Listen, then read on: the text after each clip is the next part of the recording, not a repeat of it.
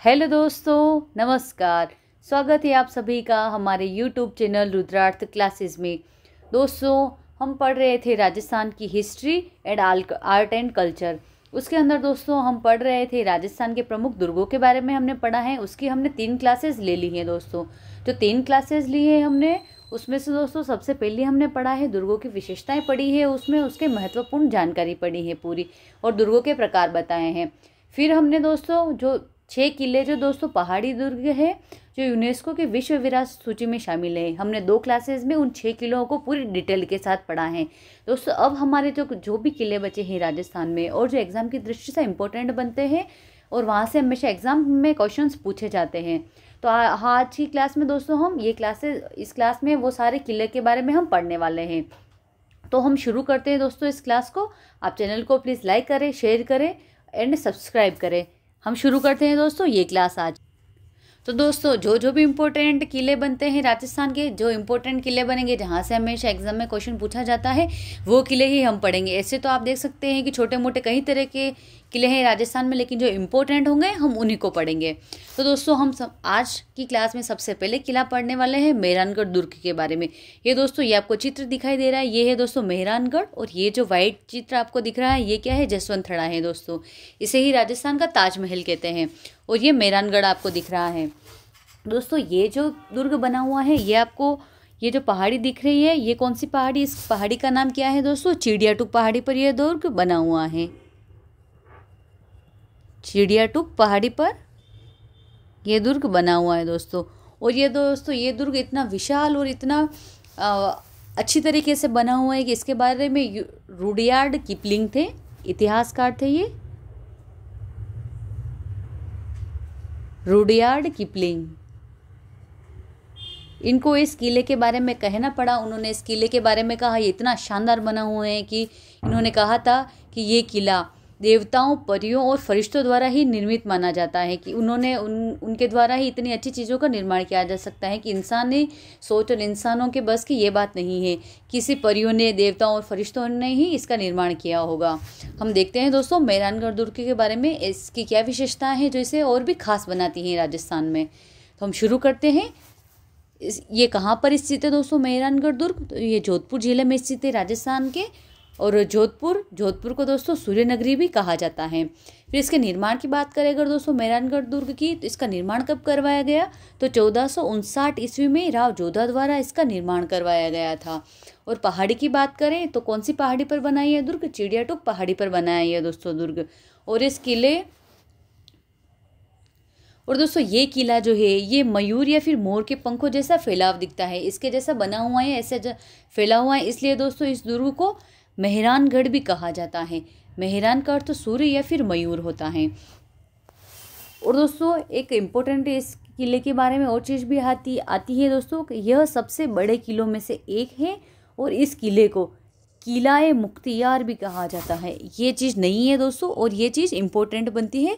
Exam में question पूछ सकता है कि किला-ए मुख्तियार कौन से किले को या कौन से दुर्ग को कहा जाता है, तो मेहरानगढ़ दुर्ग को कहा जाता है। फिर दोस्तों हम बात करते हैं मेहरानगढ़ दुर्ग के अंदर क्या क्या इंपॉर्टेंट चीज़ें हैं जहाँ से क्वेश्चन पूछा जाता है। तो इस दुर्ग के अंदर प्रमुख आकर्षक की अगर हम बात करते हैं, तो पहला आकर्षक है दोस्तों फतेहपोल। फतेहपोल आता है दोस्तों, ये महाराजा अजीत सिंह द्वारा मुगलों पर विजय के बाद बनवाया गया था ये दुर्ग दोस्तों। और फिर दूसरा आता है जयपोल। ये पोल दोस्तों महाराजा मानसिंह द्वारा जयपुर और बीकानेर की सेनाओं पर विजय के उपलक्ष्य में निर्मित करवाया गया था। फिर आता है दोस्तों लोहा पोल। तीसरा पोल कौन सा है, लोहा पोल। ये जो पोल है दोस्तों ये किले का मुख्य द्वार है, और इस द्वार पर रानियों के सती होने के हाथों के निशान आज भी मौजूद हैं। तो ये क्वेश्चन भी आपके यहाँ से बन जाता है दोस्तों कि मेहरानगढ़ दुर्ग के अंदर कौन सा पोल है, इस पोल पर रानियों के सती होने के प्रमाण आज भी मिलते हैं, या फिर उनके हाथों के निशान आज भी दिखाई देते हैं वहाँ पर, तो लोहा पोल पर मिलते हैं। और फिर आता है दोस्तों हम अपने महल की अगर हम बात करें इस दुर्ग के अंदर के महल कौन कौन से हैं। पहले तो हमने पोल देखे कि कौन कौन से द्वार हैं इस किले के अंदर। फिर हम महलों की बात करें दोस्तों इसके अंदर, तो इसके अंदर दोस्तों एक मोती महल है, एक फूल महल है, और फूल महल का निर्माण महाराजा अजीत सिंह द्वारा करवाया गया। और ये फूल महल इसलिए इम्पोर्टेंट है क्योंकि सोने की नक्काशी के लिए ये दुर्ग प्रसिद्ध है। इसके अंदर दोस्तों सोने की नक्काशी की गई है। आप देख सकते हैं कि उस समय राजसी ठाट बाट कितना ज़्यादा था उस समय। और एक है दोस्तों तलहटी महल, ये प्रमुख महल है दोस्तों इसके अंदर। फिर और भी महल आते हैं दोस्तों, जैसे कि आप देख सकते हैं। और चोखेलाओ महल, ये क्वेश्चन दोस्तों एग्जाम में पूछा गया है। चोखेलाओ महल कौन से दुर्ग में स्थित है? चोखेलाओ महल, बिचला महल, बिचला महल। फिर आता है दोस्तों तख्त विलास, अजीत विलास, उमेद विलास, जनाना महल। ये भी सारी चीज़ें दोस्तों इसके अंदर ही है। आप नाम लिख ले, तख्त विलास, ये भी एग्जाम में पूछा गया क्वेश्चन दोस्तों। अजीत विलास, अजीत विलास, उमेद विलास, जनाना विलास, ये सारे विलास दोस्तों इस दुर्ग के अंदर स्थित है। फिर दोस्तों हम बात करते हैं और इसके अंदर क्या क्या चीज़ें हैं दोस्तों। तो एक दोस्तों इसके अंदर दोस्तों चामुंडा माता का मंदिर बना हुआ है। और चामुंडा माता के मंदिर की बात करें तो इसकी स्थापना किसने करवाई थी? तो जब दुर्ग का स्थापना की गई थी राव जोधा के द्वारा, तो उन्हीं के द्वारा चामुंडा माता मंदिर की यहाँ पर स्थापना की गई थी। और इस दुर्ग के बारे में दोस्तों, इस मंदिर के बारे में एक इम्पोर्टेंट जानकारी और आती है और वहाँ से क्वेश्चन पूछा जाता है। तो क्या है इम्पोर्टेंट जानकारी? ये है कि इस दुर्ग में दोस्तों नवरात्रा के दिन, कब? 2008 में दोस्तों, जब नवरात्रा थी उस समय यहाँ पर भगदड़ मच गई थी। इसमें ऐसी जानकारी थी उस समय कि यहाँ पर किसी ने बम रख दिया है और कुछ ऐसी घटना होने की किसी ने अफवाह फैला दी थी। तो वहाँ पर भगदड़ मच गई थी नवरात्रि के दिनों में। तो फिर वहाँ पर भगदड़ मचने के कारण दोस्तों 200 लोग मारे गए थे उस समय। वहाँ पर 200 लोग मारे गए थे। और फिर इसकी जांच करने के लिए एक आयोग का गठन किया गया था, चोपड़ा आयोग का गठन। ये आपके लिए चीज़ इम्पोर्टेंट है। यहाँ से कौन सा आयोग का गठन किया गया था? तो चोपड़ा आयोग का गठन किया गया था। तो आपको दुर्ग देकर के या फिर मंदिर का नाम देकर भी आपसे पूछ सकते हैं कि चोपड़ा आयोग का संबंध किस दुर्ग से है। तो मेहरानगढ़ दुर्ग में चामुंडा माता के मंदिर से स्थित है, संबंधित है ये। फिर दोस्तों इसके अंदर हम और बात करें कि इस दुर्ग के अंदर और क्या चीज़ें इंपॉर्टेंट हैं, तो हम बात करते हैं। तो इस दुर्ग के अंदर कीरत सिंह सोढ़ा की छतरी भी स्थित है दोस्तों। कीरत सिंह सोढ़ा की छतरी मैं यहाँ पर लिख देती हूँ इम्पोर्टेंट करके। कीरत सिंह सोढ़ा की छतरी भी इसी दुर्ग के अंदर स्थित है। कीरत सिंह सोढ़ा की छतरी, मामा भांजा की छतरी।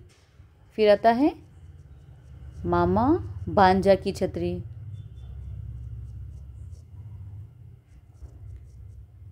फिर आता है दोस्तों, इसके बाद आता है भूरे खां की मज़ार भी इसी के अंदर है, स्थित है दोस्तों। भूरे खां की मज़ार। फिर और क्या अंदर है दोस्तों, क्या और चीज़ें इसके अंदर इम्पोर्टेंट बनती है? तो इसके अंदर दोस्तों और चीज़ें इम्पोर्टेंट बनती हैं, उसमें आता है और इम्पोर्टेंट है दोस्तों इसके अंदर श्रृंगार चौकी। श्रृंगार चौकी भी दोस्तों इसके अंदर ही बनी हुई है। और फिर दोस्तों ये तो सारे आ गए दोस्तों, स्थल आ गए हैं कि क्या चीज़ इसके अंदर इम्पोर्टेंट है। फिर और इम्पोर्टेंट आता है दोस्तों कि इस दुर्ग के अंदर कौन कौन सी तोपें रखी गई है। और तोपों के नाम हमेशा यहाँ से पूछे जाते हैं और वो नाम आपके लिए इम्पोर्टेंट बनते हैं। तो प्रमुख तोप की अगर हम बात करें, यहाँ पर कौन कौन सी तोपें रखी गई है मुख्य रूप से, तो तोप की बात करें अगर हम, तो सबसे पहले आती किलकिला। कौन सी तोप है दोस्तों? किलकिला। शंभू बाण, शंभू बाण। फिर है दोस्तों गजनी खां। ये तोपों के नाम है दोस्तों ना, जमजमा। फिर आती है कड़क बिजली, कड़क बिजली। नुसरत, कुब्बार, धूड़धाणित, बिच्छू बाण, मीर बख्श, गजक। मीर बख्श, ये दोस्तों प्रमुख तोपों के नाम है। और यहाँ से पूछा जाता है कि कौन सी तोप कहाँ पर, तोपों के नाम देकर भी आपको दुर्ग से संबंधित क्वेश्चन पूछते हैं एग्जाम में ऐसे।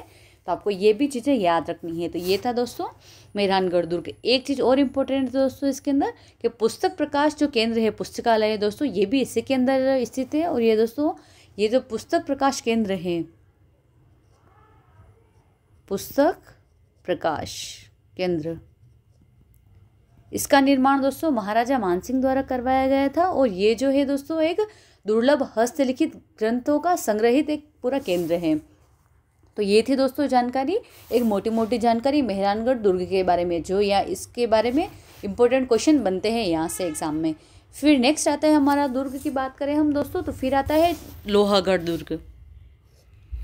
लोहागढ़ दुर्ग दोस्तों कहाँ पर स्थित है? तो लोहागढ़ दुर्ग भरतपुर में स्थित है। इसे राजस्थान का दोस्तों पूर्वी प्रवेश द्वार भी कहते हैं लोहागढ़ दुर्ग को।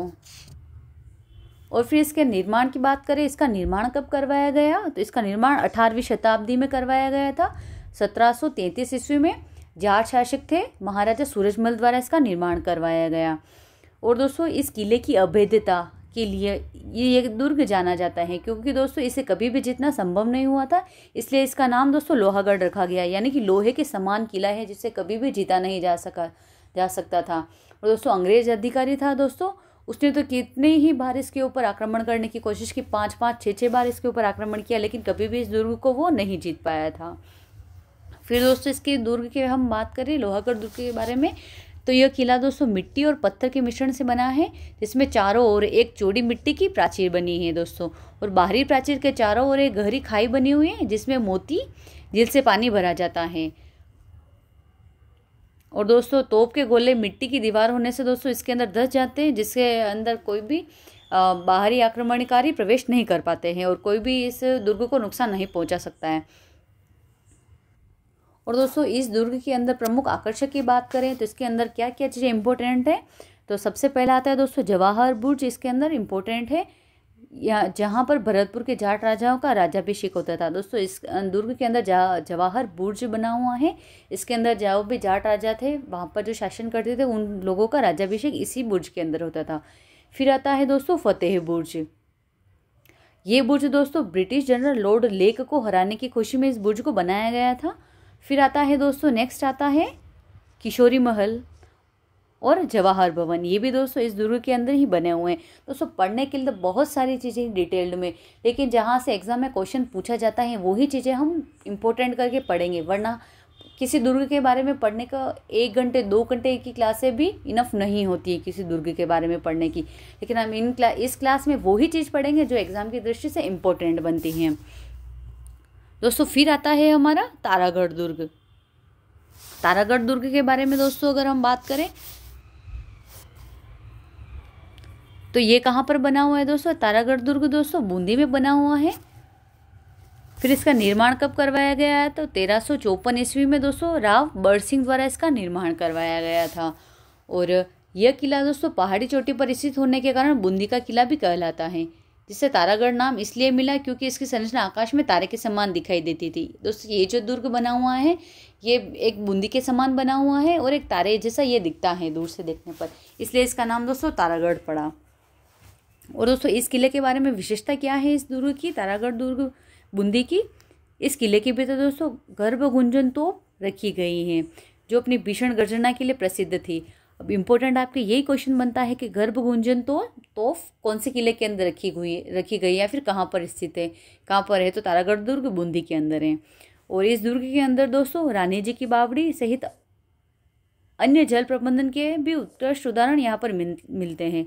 तो फिर एक और क्वेश्चन बनता है कि रानी जी की बावड़ी कौन से दुर्ग के अंदर स्थित है, ये भी आपको याद रखना है। फिर आता है दोस्तों रंगमहल। इस दुर्ग के बारे में और प्रमुख आकर्षक क्या है, इसके अंदर रंगमहल भी स्थित है दोस्तों। रंगमहल क्या है? ये भित्ति चित्रों के लिए प्रसिद्ध है दोस्तों, और विशेष रूप से छत्रसाल से और उमेश सिंह द्वारा बनवाए गए चित्र हैं। और दोस्तों फिर इसके अंदर और क्या बना हुआ है? बादल महल दोस्तों इस दुर्ग के अंदर बने हुए हैं। बादल महल दोस्तों कुंभलगढ़ दुर्ग के अंदर भी बने हुए हैं। फिर कहाँ बने हैं? जैसलमेर के अंदर भी बने हैं बादल महल। और फिर बूंदी के किले में भी बादल महल बने हुए हैं। और फिर दोस्तों इसके अंदर कई बावड़ियाँ और जलाशय भी स्थित है। और दोस्तों इस दुर्ग के बारे में इतना अच्छा और इतना विशाल बना हुआ है ये दुर्ग। इस दुर्ग के बारे में रुडयार्ड किपलिंग थे, उन्होंने एक स्टेटमेंट दिया था। उन्होंने इस दुर्ग के बारे में कहा था कि बूंदी के दुर्ग के महलों के बारे में ये दुर्ग दोस्तों मानव महल नहीं है, किसी मानवों के द्वारा बनाया नहीं है, भूतों और प्रेतों के द्वारा बनाए गए लगते हैं। तो ये आपको स्टेटमेंट याद रखने हैं कि किसने किस दुर्ग के बारे में क्या कहा है, किसने प्रेतों के द्वारा निर्मित किस दुर्ग को बताया है, ऐसे आपको याद रखना है। तो रुडयार्ड किपलिंग ने बोला था इस दुर्ग के बारे में कि ये महल मानव नहीं प्रेतों द्वारा बनाए गए हैं। और फिर दोस्तों इस दुर्ग के बारे में एक जानकारी और भी मिलती है दोस्तों कि वीर विनोद के अनुसार दोस्तों एक जानकारी और मिलती है। वीर विनोद के अनुसार क्या जानकारी मिलती है दोस्तों? मेवाड़ के महाराणा थे क्षेत्र सिंह, वो बूंदी विजय का प्रयास कर रहे थे, वो बूंदी पर विजय प्राप्त करना चाहते थे। तो उन्होंने उनसे वो बूंदी विजय प्राप्त दोस्तों नहीं हो पाई थी। तो फिर उन्होंने क्या किया था, वो विजय प्राप्त नहीं कर पाए थे, तो उन्होंने क्या किया था, उनके पुत्र महाराणा लाखा थे दोस्तों, उन्होंने काफ़ी प्रयास किए थे, उसके बाद भी बूंदी पर अधिकार नहीं कर सके थे। तो उन्होंने उसको मिट्टी का नकली दुर्ग बनवाया था, उसे ध्वस्त कर अपनी प्रतिज्ञा पूरी की थी। तो मिट्टी का नकली दुर्ग बनाकर किसने अपनी प्रतिज्ञा पूरी करी थी, और इस मिट्टी का बना करके दुर्ग को फिर इसको हराया गया था। तो ये जो आता है दोस्तों, ये कथन भी आता है और ये पूछा भी जाता है। तो ये बूंदी दुर्ग के बारे में है दोस्तों। और इस नकली दुर्ग को हारने से बचाने के लिए भी दोस्तों, दुर्ग की रक्षा के लिए भी कुंभाहाड़ा थे, उन्होंने अपने प्राणों की बलि लगा दी थी, उन्होंने अपने प्राण त्याग दिए थे।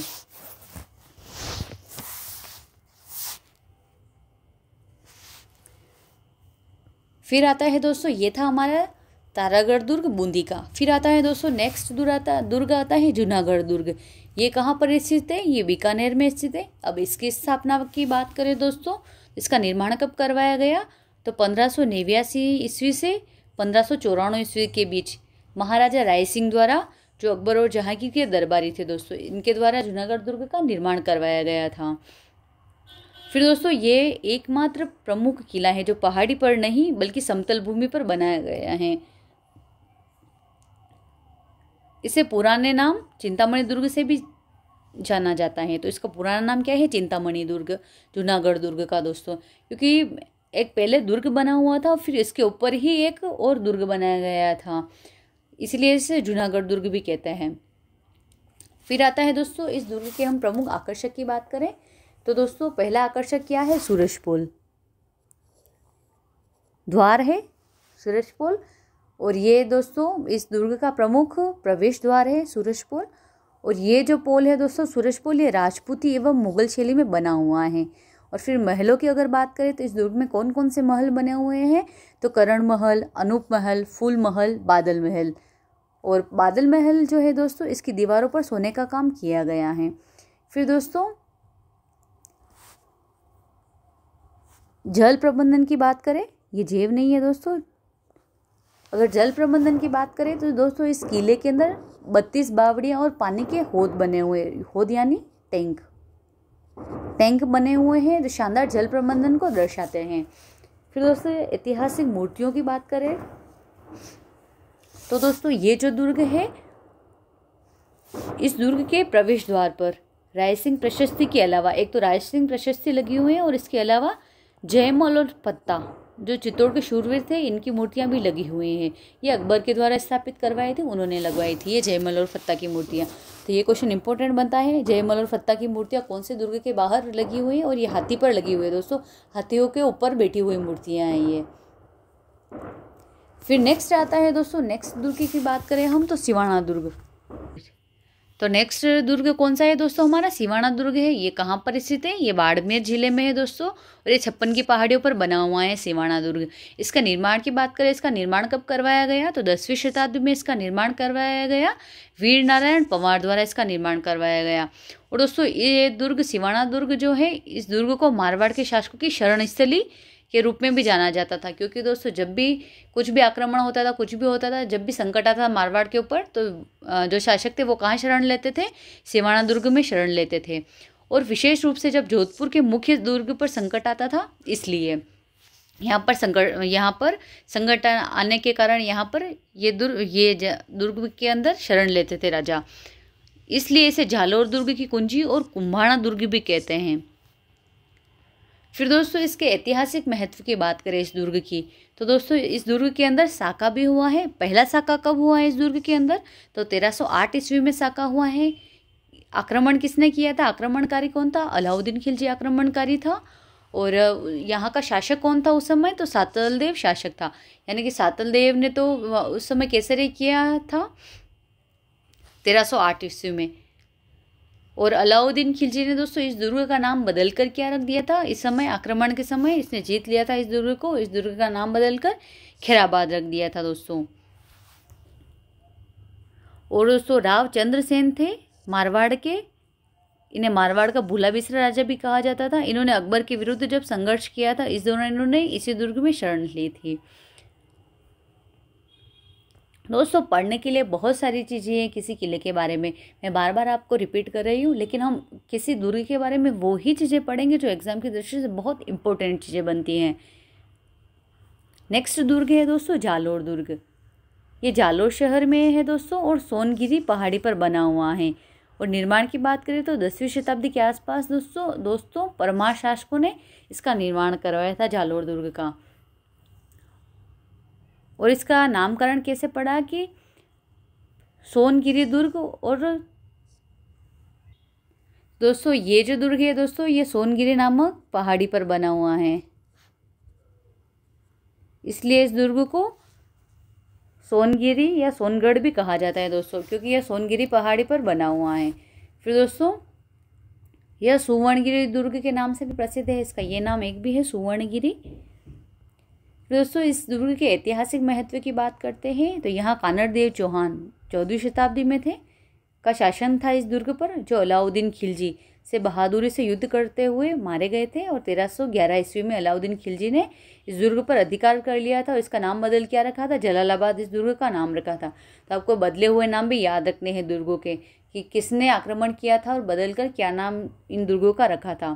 फिर दोस्तों दुर्ग में परमारकालीन कीर्ति स्तंभ भी इस दुर्ग के अंदर बना हुआ है। फिर जैन मंदिर इस दुर्ग के अंदर बना हुआ है और मलिक शाह की मस्जिद भी इस दुर्ग के अंदर स्थित है। दोस्तों मस्जिदों से भी दोस्तों क्वेश्चन पूछे जा रहे हैं कि कौन सी मस्जिद कौन से दुर्ग के अंदर स्थित है। तो मलिक शाह की मस्जिद कौन से दुर्ग में? तो जालोर दुर्ग में स्थित है दोस्तों। और ये जो मलिक शाह की मस्जिद है ये हिंदू और इस्लामी स्थापत्य के मिश्रण को दर्शाती है, यानी कि हिंदू और स्थापत्य शैली दोनों में यह मलिक शाह की मस्जिद बनी हुई है दोस्तों।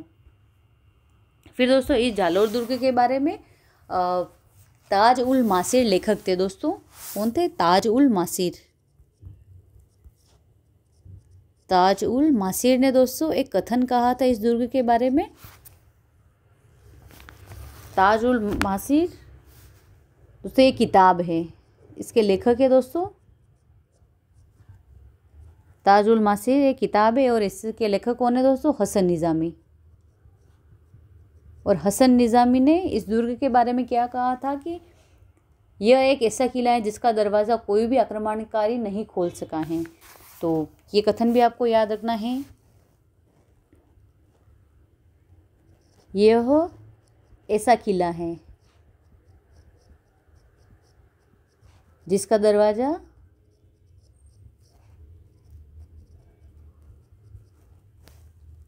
कोई भी आक्रमणकारी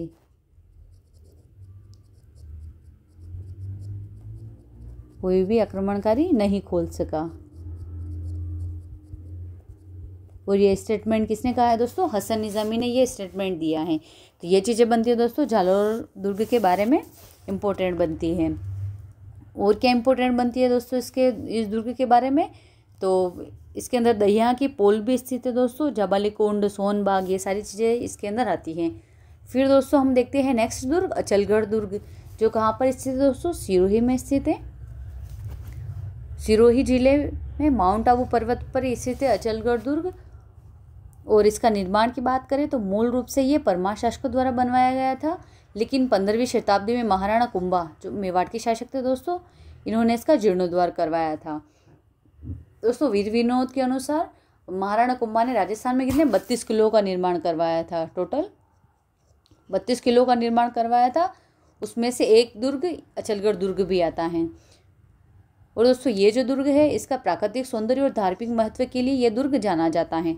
तो दोस्तों इस दुर्ग के अंदर प्रमुख आकर्षक की बात करें, इसकी क्या क्या विशेषताएं हैं, तो इसके अंदर दोस्तों अचलेश्वर महादेव का मंदिर बना हुआ है। तो किले के पास स्थित यह मंदिर भगवान शिव को समर्पित है, अचलेश्वर महादेव मंदिर। और यहाँ शिव जी के अंगूठे की पूजा की जाती है। बहुत इंपॉर्टेंट क्वेश्चन बनता है कि राजस्थान का ऐसा कौन सा मंदिर है जहाँ पर शिव जी के अंगूठे की पूजा की जाती है, और वो मंदिर कौन से दुर्ग के अंदर बना हुआ है, तो ये चीज़ आपको याद रखनी है। फिर आता है दोस्तों भ्रमर गुफा और ओखरानी का महल। एक ओखरानी का महल भी आपके लिए इंपॉर्टेंट बनता है कि ये कौन से दुर्ग में स्थित है दोस्तों। और ये भी दोस्तों कुंभा द्वारा बनवाया गया अचलगढ़ का किला अपने मजबूत प्राचीर और बुर्जों के लिए जाना जाता है दोस्तों। फिर आता है दोस्तों नेक्स्ट दुर्ग की अगर हम बात करें तो बटनेर दुर्ग। ये कहाँ पर स्थित है, हनुमानगढ़ जिले में स्थित है, और घग्गर नदी के मुहाने पर यह दुर्ग बना हुआ है दोस्तों।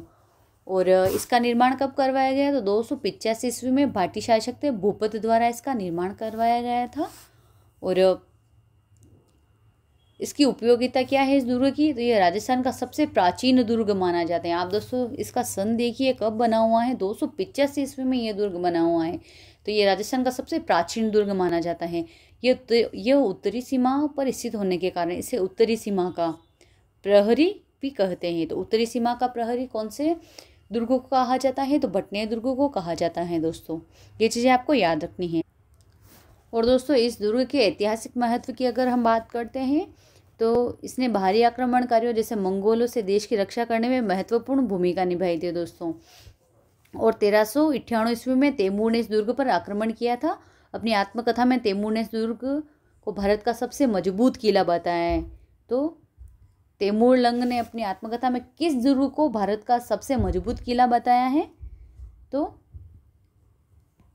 बटनेर दुर्ग को सबसे मजबूत किला बताया है तैमूर ने। और दोस्तों इस दुर्ग के अंदर 52 बीघा भूमि पर यह दुर्ग बना हुआ है। यह दुर्ग 52 बीघा भूमि पर बना हुआ है। इसके अंदर दोस्तों 52 विशाल इसके बुर्ज भी है, इसके बुर्ज है। और 52 ही इसके अंदर क्या है, कुएं हैं जिनके अंदर जल भरा हुआ है। ये भी इसके लिए इम्पोर्टेंट चीज़ें बनती हैं दोस्तों। फिर दोस्तों आता है नेक्स्ट, यह किला मुस्लिम महिलाओं के जौहर आत्म बलिदान के लिए भी प्रसिद्ध है जब तैमूर ने यहाँ आक्रमण किया था। तो फिर ये इम्पोर्टेंट क्वेश्चन बनता है कि कौन सा किला महिलाओं के जौहर के लिए प्रसिद्ध है, तो बटनेर का किला दोस्तों महिलाओं के जौहर के लिए प्रसिद्ध है। फिर 1805 ईस्वी में बीकानेर के राजा सूरज सिंह ने इस दुर्ग को जीता और मंगलवार के दिन इसको जीता था। और मंगलवार का दिन हनुमान जी का दिन होता है, तो हनुमान जी का दिन को जीतने के कारण इसका नाम क्या रखा था, हनुमानगढ़ रखा गया था हनुमान जी के नाम पर। तो ये दोस्तों इस दुर्ग के बारे में इम्पोर्टेंट चीज़ें बनती हैं। फिर नेक्स्ट दुर्ग आता है दोस्तों अपना मांडलगढ़ दुर्ग, भीलवाड़ा में है ये। भीलवाड़ा में दोस्तों बनास, मेडज और मिनाल नदियों के दोस्तों संगम, त्रिवेणी संगम पर ये दुर्ग बना हुआ है मांडलगढ़ दुर्ग। फिर दोस्तों इसके निर्माण की बात करें तो इसके निर्माण को लेकर सभी इतिहासकार एक नहीं है, मतभेद है। लेकिन कुछ इतिहासकार इसे अजमेर के चौहान शासकों से जोड़ते हैं, जबकि अधिकांश इसे महाराणा कुंभा से जोड़ते हैं जिन्होंने इसका जीर्णोद्धार करवाया था। फिर दोस्तों इससे याद रखने जैसी और क्या इंपॉर्टेंट चीज़ें हैं, तो यह दुर्ग एक कटोरे या परकोटे जैसी आकृति का है जो इसकी रक्षात्मक विशिष्टता है।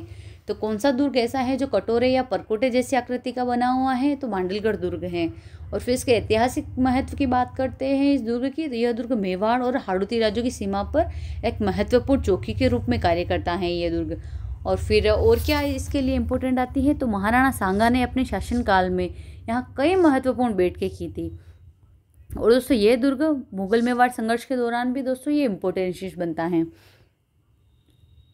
और दोस्तों इस दुर्ग के अंदर उंडेश्वर महादेव का मंदिर भी बना हुआ है। उंडेश्वर महादेव का भी प्राचीन मंदिर इस दुर्ग के अंदर बना हुआ है। तो ये था दोस्तों मांडलगढ़ दुर्ग।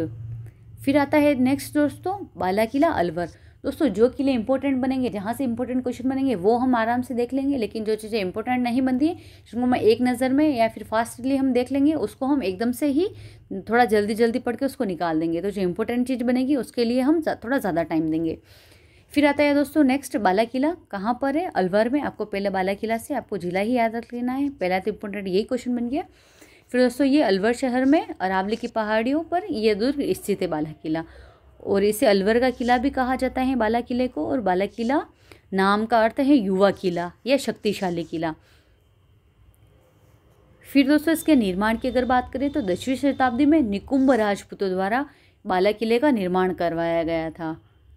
ये निर्माण आपको याद रखना है, क्योंकि आजकल जो एग्जामिनर क्वेश्चन पूछ रहा है वो नई नई चीज़ें और नए नए किलों में से नई नई चीज़ें निकाल कर ही फिर एग्जाम में क्वेश्चन पूछ रहा है। तो दोस्तों इस दुर्ग की वास्तुकला और विशेषताओं की अगर बात करते हैं तो यह दुर्ग अपनी विशालता और सुदृढ़ता के लिए जाना जाता है।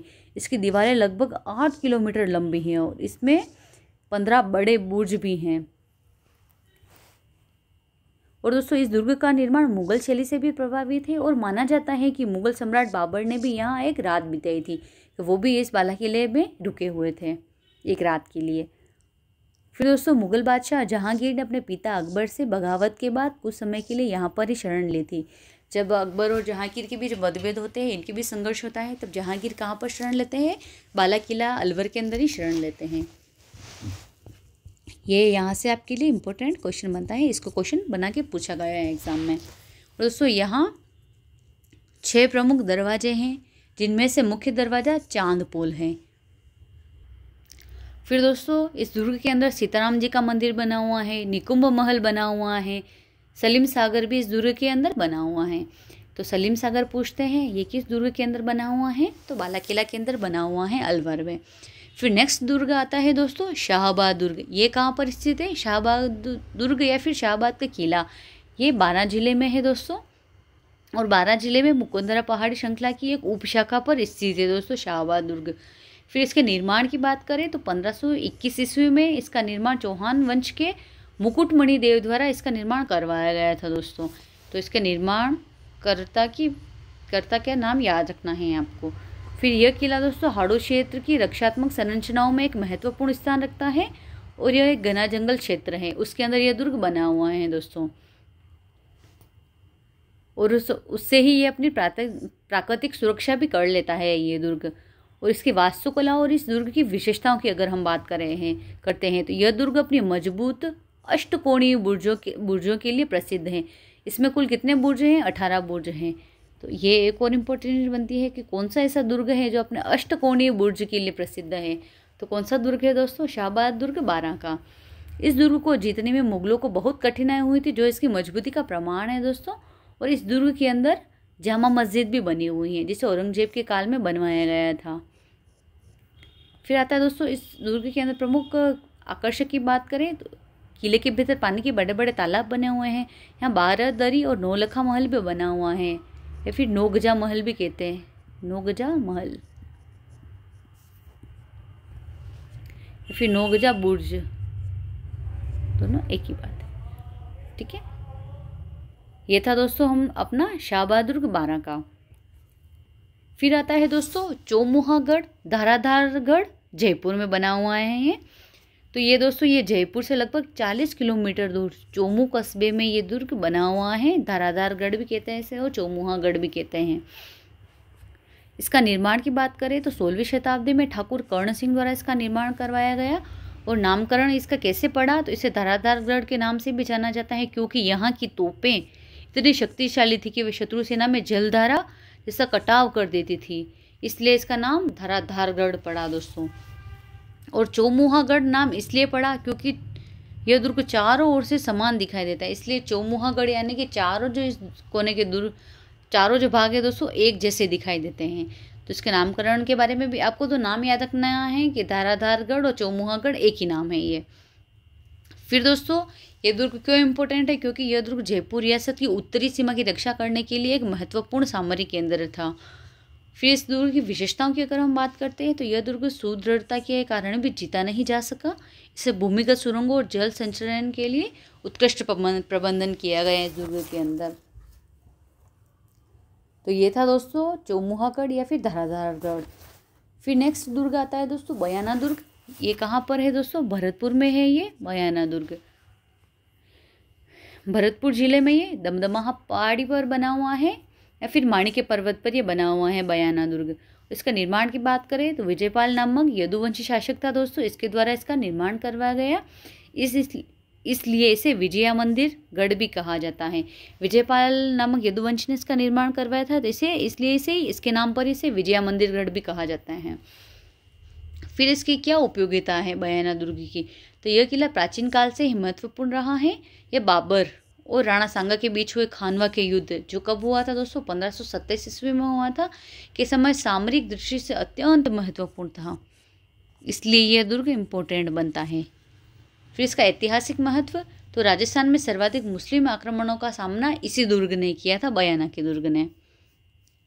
यहाँ पर दोस्तों लोधी मीनार बनी हुई है, अकबर की छतरी बनी हुई है, यहाँ पर जहांगीर दरवाजा भी बना हुआ है। फिर और क्या है इसके अंदर, फिर आता है दोस्तों इस दुर्ग के अंदर उषा मंदिर भी बना हुआ है, जो कि दोस्तों गुप्तकालीन स्थापत्य शैली में बना हुआ है ये उषा मंदिर। इसके अंदर भीमलाट बनी हुई है दोस्तों, इसे भीम मीनार भी कहा जाता है, जिसे समुद्र गुप्तकालीन भी माना जाता है। किससे दोस्तों, भीमलाट को दोस्तों समुद्र गुप्तकालीन माना जाता है, उषा मंदिर को गुप्तकालीन माना जाता है दोस्तों। ये क्वेश्चन दोस्तों यहाँ से क्वेश्चन आपके आरएस का जो एग्ज़ाम हुआ था दोस्तों 2021-22 में हुआ था, तब ये क्वेश्चन यहाँ से पूछा गया था दोस्तों। फिर आता है दोस्तों नेक्स्ट आता है कौन सा किला आता है, माधोराजपुरा का किला। ये कहाँ पर स्थित है दोस्तों, जयपुर में स्थित है दोस्तों। ये माधवगढ़ नहीं है, ये माधोराजपुरा का किला है और ये अलग किला है। ये आपको इसलिए इम्पोर्टेंट बनता है, सिर्फ आपको नाम ही याद रख लेना है इसका कि माधोराजपुरा का किला कहाँ पर है, तो ये जयपुर जिले में बना हुआ है दोस्तों। ये जयपुर जिले में दूदू के पास स्थित है ये किला, और इसका निर्माण किसने करवाया था, तो सवाई माधो सिंह प्रथम द्वारा इस किले का निर्माण करवाया गया था दोस्तों। इस किले का निर्माण मालपुरा के नवाब को हराने के बाद किया गया था और यह विजय की याद में बनाया गया था। इसे नवाबों को जीतने का प्रतीक भी माना जाता है। किस दुर्ग को माना जाता है, किस किले को, तो माधोराजपुरा को। तो ये आपके लिए यहाँ से इम्पोर्टेंट बनता है, नया क्वेश्चन बन सकता है एग्जाम में। और इस दुर्ग के ऐतिहासिक महत्व की अगर हम बात करते हैं तो किले के नामकरण में ही माधो सिंह का नाम जुड़ा हुआ है, तो माधो सिंह जी के नाम पर इस किले का नाम दोस्तों माधोराजपुरा का किला पड़ा। फिर दोस्तों यह दुर्ग जयपुर राज्य के दक्षिण पश्चिम क्षेत्र में स्थिरता प्रदान करने के लिए एक महत्वपूर्ण चौकी के रूप में कार्य करता था दोस्तों ये। और इसकी वास्तुकला राजपूत और स्थानीय शैली का मिश्रण है। इस मिश्रण में यह किला बना हुआ है दोस्तों। इसमें सादगी के साथ मजबूती पर ज़्यादा जोर दिया गया है। और यह दुर्ग दोस्तों अभेद्यता के लिए प्रसिद्ध नहीं है, लेकिन इसका क्षेत्रीय नियंत्रण और प्रशासनिक केंद्र के रूप में महत्व रहा है। यानी कि इसे जीता तो जा सका था बहुत बार, लेकिन ये प्रशासनिक और सामरिक रूप से ये किला इम्पोर्टेंट बनता है। तो इसमें याद रखना जैसा इतना इम्पोर्टेंट कुछ भी नहीं है, सिर्फ एक है कि नवाबों को जीतने का प्रतीक कौन सा किला है और फिर ये कौन से ज़िले में है, ये चीज़ आपके लिए इम्पोर्टेंट है। फिर दोस्तों नेक्स्ट आता है आपके कुचामन दुर्ग। ये कहाँ पर है दोस्तों, नागौर में है ये कुचामन दुर्ग, नागौर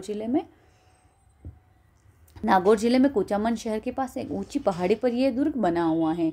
और यह किला दोस्तों मूल रूप से गुर्जर प्रतिहार काल का माना जाता है कि इस काल में यह दुर्ग बना था, लेकिन इसकी वर्तमान संरचना जागीरी शासकों विशेष रूप से मेड़तिया राठौड़ों द्वारा विकसित की गई थी कुचामन दुर्ग के बारे में। फिर आता है दोस्तों यह किला राजस्थान का एकमात्र ऐसा दुर्ग है जिस पर आज भी जागीरी किलों का ऐसे सिरमौर होने का गौरव प्राप्त है। तो इम्पोर्टेंट आपके लिए ये ही बन जाता है कि जागीरी किलों का सिरमौर किसे कहते हैं, तो कुचामन किले को कहा जाता है। इसलिए कुचामन किला इम्पोर्टेंट बनता है इस स्टेटमेंट के कारण ही कि जागीरी किलों का सिरमौर होने का गौरव किस दुर्ग को प्राप्त है, कुचामन के दुर्ग को। यह मारवाड़ की जागीरी व्यवस्था का एक महत्वपूर्ण केंद्र था दोस्तों। और इसकी विशेषता की बात करें तो इसकी अभेद्यता के कारण इसे जागीरी किलों का सिरमौर कहा जाता है। और यह किला अपनी गुप्त सुरंगों और भूमिगत टैंकों के लिए भी दोस्तों ये दुर्ग जाना जाता है, जो आपातकालीन स्थितियों में पानी की आपूर्ति सुनिश्चित करते थे। और इसके अंदर दोस्तों इस किले के भीतर काली माता का मंदिर, जल संग्रहण टैंक आदि भी इसके अंदर बने हुए हैं। और दोस्तों अब इम्पोर्टेंट चीज़ इसके लिए और क्या आती है दोस्तों, इस दुर्ग के बारे में प्रसिद्ध उक्ति क्या है, इसको आप अभी इम्पोर्टेंट लगा लीजिए क्योंकि एग्जाम में पूछा जा सकता है दोस्तों। तो कुचामन दुर्ग की अभेद्यता को दर्शाने वाली प्रसिद्ध कहावत क्या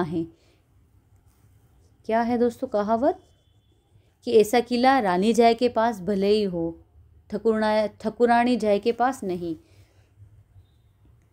तो ये आपके लिए इम्पोर्टेंट बनता है कि ऐसा किला, ये स्टेटमेंट किसके बारे में है कि ऐसा किला रानी जय के पास भले ही हो लेकिन ठकुरानी जय के पास नहीं हो सकता है ऐसा किला। तो ये स्टेटमेंट आपको याद रखना है अच्छे से।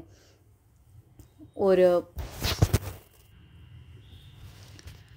तो इस उक्ति का दोस्तों अर्थ की अगर बात करें तो इस उक्ति का अर्थ ये निकलता है, तो यह कहावत इस बात पर जोर देती है कि कुचामन दुर्ग इतना मजबूत, सुरक्षित और धनवान है, यह केवल किसी रानी के पुत्र रानी जय के पास ही होना चाहिए था, न कि किसी ठकुरानी, यानी कि ठकुरानी कौन, जागीरदार ठिकानेदार की पत्नी के पुत्र ठकुरानी जय के पास। यानी कि यह उक्ति जागीरदार होते हुए भी कुचामन के शासकों की असाधारण शक्ति, धन और दुर्ग की अभेद्यता को दर्शाती है, जिसे राजाओं के महलों के समान माना जाता है। यानी कि किसी जागीरदार के पास इतना सुदृढ़ और इतना अच्छा किला होना उस समय बहुत इम्पोर्टेंट चीज़ बन जाती थी ये। तो मुझे ऐसा लगता है कि अगली बार एग्जाम में यहाँ से स्टेटमेंट ज़रूर पूछेगा एग्जामिनर, तो ये आपको अच्छे से याद कर लेना है। नेक्स्ट आता है दोस्तों, नेक्स्ट दुर्ग आता है हमारा लक्ष्मणगढ़ दुर्ग। ये कहाँ पर है दोस्तों, तो सीकर जिले में है ये दोस्तों, और एक शंक्वाकार पहाड़ी पर यह दुर्ग बना हुआ है। फिर कब बनाया गया, तो 1805 ईस्वी में बीकानेर के राजा थे लक्ष्मण सिंह द्वारा लक्ष्मणगढ़ दुर्ग का निर्माण करवाया गया सीकर में। आपको नाम से पता चल रहा होगा, लक्ष्मण सिंह ने निर्माण करवाया, तो नाम क्या रख दिया, लक्ष्मणगढ़ दुर्ग। और यह किला दोस्तों शेखावटी क्षेत्र के महत्वपूर्ण जागीरी किलों में से एक है और बीकानेर राज्य की चौकी के रूप में भी कार्य करता था। तो ये जागीरी किले हैं दोस्तों, लक्ष्मणगढ़ का दुर्ग और कुचामन का दुर्ग। और यह दुर्ग का निर्माण, इस दुर्ग का निर्माण दोस्तों जयगढ़ दुर्ग जयपुर की तर्ज पर करवाया गया था। ये भी चीज़ इंपॉर्टेंट है दोस्तों, किस दुर्ग का निर्माण जयगढ़ दुर्ग की तर्ज पर करवाया गया था, तो लक्ष्मणगढ़ दुर्ग का निर्माण। और इस पहाड़ी का आकार दोस्तों जिस पर यह दुर्ग बना हुआ है, इसे प्राकृतिक रूप से अत्यंत सुरक्षित बनाता है। फिर आता है दोस्तों इस किले की बाहरी संरचना और नीचे इससे शहर की सुनियोजित बसावट इसे स्थापत्य कला की दृष्टि से भी महत्वपूर्ण बनाता है। तो आपके लिए इम्पोर्टेंट क्या बनता है कि इसका निर्माण किसने करवाया, और फिर ये समानता ध्यान रखनी है कि किसके समान है, जयगढ़ दुर्ग के समान है, इसका इम्पोर्टेंस। फिर नेक्स्ट आता है दुर्ग दोस्तों, बात करें तो भानगढ़ का दुर्ग अलवर, इसे भूतिया किले भी कहा जाता है दोस्तों। शाम 5 बजे के बाद इसके अंदर एंट्री बंद है दोस्तों, 5 बजे के बाद इसके अंदर नहीं जा सकते हैं दोस्तों। भानगढ़ दुर्ग अलवर में बना हुआ है और ये अरावली पहाड़ी श्रृंखला के निचले ढलानों पर स्थित है भानगढ़ दुर्ग। इसका निर्माण 16वीं शताब्दी में आमेर के राजा भगवंत दास ने इस दुर्ग को बनाया था, भानगढ़ दुर्ग को, और उनके बेटे मानसिंह के भाई माधो सिंह ने इसे अपनी रियासत बनाया था। तो ये चीज़ भी आपके लिए इम्पोर्टेंट बनती है, इसका निर्माण किसने करवाया था और इसे रियासत किसने बनाया। उसकी उपयोगिता की बात करें दोस्तों, तो यह दुर्ग एक समय में एक संपन्न और जीवंत शहर का केंद्र था, लेकिन बाद में इसे छोड़ दिया गया था। और दोस्तों इस दुर्ग के ऐतिहासिक महत्व की बात करें तो यह दुर्ग भारतीय पुरातत्व सर्वेक्षण ASI द्वारा भूतहा स्थल घोषित किए जाने के कारण प्रसिद्ध है। हालांकि यह ऐतिहासिक दृष्टि से भी महत्वपूर्ण है दोस्तों, इसे भूतहा किला भी कहा जाता है। तो आपके लिए ये इंपॉर्टेंट बनता है कि राजस्थान का कौन सा ऐसा दुर्ग है जिसे भूतहा दुर्ग कहते हैं। तो कौन सा किला है दोस्तों, भानगढ़ का दुर्ग अलवर है। यहाँ पर 5 बजे के बाद किसी को भी एंट्री नहीं होती है। कहा जाता है कि किसी को यहाँ पर कुछ ऐसा दिखता है, जैसा किसी को कुछ ऐसा आभास हुआ है और बहुत नेगेटिविटी यहाँ पर होती है, दिखती है, शायद इसीलिए राजा महाराजा ने इसे छोड़ दिया था बसे बसाए नगर को। और इसके बारे में और इम्पोर्टेंट क्या चीज़ें आती है कि यह मुगल राजपूत शैली में बना हुआ है, शैली के निचले ढलान पर बने महलों का एक उत्कृष्ट उदाहरण है, जो इसकी क्षेत्रीय विशिष्टता को भी दर्शाता है। तो ये मुगल राजपूत शैली में बना हुआ है। और इस किले के अंदर दोस्तों गोपीनाथ मंदिर बना हुआ है, सोमेश्वर मंदिर, नर्तकियों की हवेली भी इसके अंदर बनी हुई है। फिर आता है दोस्तों नाहरगढ़ दुर्ग जयपुर, ये आपके लिए मोस्ट इम्पोर्टेंट बनता है नाहरगढ़ दुर्ग। इससे अभी भी हाल ही में ये एक एग्जाम में 2-3 क्वेश्चन पूछे गए हैं एक ही दुर्ग से, और नेक्स्ट एग्जाम में भी क्वेश्चन पूछने की संभावना बनती है। तो नाहरगढ़ दुर्ग दोस्तों जयपुर शहर के उत्तर पश्चिम में अरावली पहाड़ियों पर स्थित है। यह अपने मनोरम दृश्य और विशिष्ट वास्तुकला के लिए प्रसिद्ध है नाहरगढ़ दुर्ग। और दोस्तों इसके नामकरण की बात करें तो अरावली पर्वतमाला पर जयपुर के मुकुट के समान बना हुआ है ये नाहरगढ़ दुर्ग। और इसका निर्माण कब करवाया गया तो 1734 ईस्वी में सवाई जयसिंह द्वितीय द्वारा इसका निर्माण करवाया गया था। और ऐसा माना जाता है दोस्तों कि इस किले के निर्माण में नाहर सिंह भूमिया नामक एक मीणा सरदार का भूत बाधा डाल रहा था कि इसका निर्माण नहीं होने दे रहा था, यानी कि नाहर सिंह भूमिया थे, उनका नामक एक मीणा सरदार था और वो भूत था और इसको बनने में बाधा डाल रहा था। उन्हें शांत करने के लिए उनकी याद में किले का नाम नाहरगढ़ रखा गया। तो नामकरण भी आपको पूछ सकता है एग्जाम में कि किसके नाम पर पड़ा, तो नाहर सिंह भूमिया के नाम पर इसका नाम नाहरगढ़ रखा गया। तब इसीलिए फिर इसका निर्माण हुआ था। और किले के अंदर उनका एक छोटा मंदिर भी बनाया गया है। और दोस्तों इसके अन्य नाम की बात करें तो इसे सुदर्शनगढ़ भी कहा जाता है दोस्तों, और इसे माधवेंद्र पैलेस भी कहा जाता है, माधवेंद्र पैलेस वे इसी दुर्ग को कहा जाता है दोस्तों। और दोस्तों इस किले का उपयोग मुख्य रूप से जयपुर शहर की रक्षात्मक चौकी और शाही परिवार के मनोरंजन स्थल के रूप में किया गया था। और दोस्तों गर्मी के मौसम में भी यहाँ पर समय व्यतीत करने के लिए राजा और रानियाँ यहाँ पर आते थे। दोस्तों इस दुर्ग की वास्तुकला और विशिष्टता की अगर बात करते हैं तो ये दुर्ग इंडो यूरोपियन शैली में ये दुर्ग बना हुआ है, इसलिए ये दोस्तों इम्पोर्टेंट बनता है। इस दुर्ग के महल और संरचनाएं राजपूत और यूरोपीय स्थापत्य कला के मिश्रण का एक उत्कृष्ट उदाहरण है दोस्तों, क्योंकि ये दुर्ग कब बना है 1734 में बना हुआ और तब तक अंग्रेज भारत में आ चुके थे, अपना वर्चस्व भी अच्छे से जमा चुके थे 1734 तक। और मुख्य आकर्षक बात करें तो माधवेंद्र भवन इसका मुख्य आकर्षक है। किले का सबसे प्रसिद्ध भाग है दोस्तों माधवेंद्र भवन। यह माधो सिंह द्वितीय द्वारा बनवाया गया था माधवेंद्र भवन। और इस माधवेंद्र भवन में एक जैसे 9 महल बने हुए हैं। ये चीज़ आपके लिए इम्पोर्टेंट बनती है कि कौन सा दुर्ग है जिसके अंदर एक जैसे 9 महल बने हुए हैं, तो इस दुर्ग के अंदर बने हुए हैं जो उनकी 9 पासवानों के लिए बनवाए गए थे दोस्तों। इन 9 महलों का निर्माण इस प्रकार किया गया है कि वे राजा के महल से तो जुड़े हैं लेकिन आपस में एक दूसरे से पूरी तरह से पृथक हैं। तो रानियाँ एक दूसरे के महल में नहीं जा सकती थी, लेकिन राजा का एक महल था, उस महल से राजा सारी रानियों के महलों के अंदर जा सकते थे। और कोई लड़े नहीं 9 पासवानों, इसीलिए उनके लिए महल बनवाए गए थे, अलग अलग 9 महल एक जैसे। फिर दोस्तों ऐतिहासिक इसके महत्व की बात करते हैं तो ऐतिहासिक महत्व क्या है। यह किला कभी भी सीधे आक्रमणकारियों की चपेट में नहीं आया, लेकिन 1857 के विद्रोह के दौरान जयपुर के कई यूरोपीय निवासियों को यहाँ शरण दी गई थी। जो भी अंग्रेज थे उनको यहाँ पर शरण दी गई थी। और यहाँ पर दोस्तों जयपुर रियासत के खजाने को भी सुरक्षित रखा गया था। और इस दुर्ग के अंदर दोस्तों पानी के लिए बावड़ियाँ टैंक भी बने हुए हैं जो रेगिस्तानी क्षेत्र में जल प्रबंधन की राजपूत तकनीक को दर्शाते हैं दोस्तों। रेगिस्तानी क्षेत्र यानी कि रेगिस्तान में जैसे बने हुए होते थे जल प्रबंधन की बावड़ियाँ को, जैसे यहाँ पर भी अंदर बने हुए हैं दोस्तों। और इसके अंदर दोस्तों 9 एक जैसे महल बने हुए हैं। उन 9 एक जैसे महलों के नाम क्या है, क्योंकि अभी हाल ही एग्जाम में 9 जैसे एक महलों के नाम पूछे गए हैं, तो क्या क्या नाम है वो नाम भी आप देख लीजिए। तो पहले महल का क्या नाम है, सूरज प्रकाश, चांद प्रकाश, ये प्रकाश आपको लगा लेना है, चांद प्रकाश, सूरज प्रकाश, फूल प्रकाश, फूल प्रकाश। और चौथे महल का नाम क्या है, बसंत प्रकाश। 5वां है आपके ललित प्रकाश। 6ठा है आपके आनंद प्रकाश। 7वां है जवाहर प्रकाश। 8वां है दोस्तों खुशहाल प्रकाश। और लास्ट 9वां कौन सा है आपके, लक्ष्मी प्रकाश।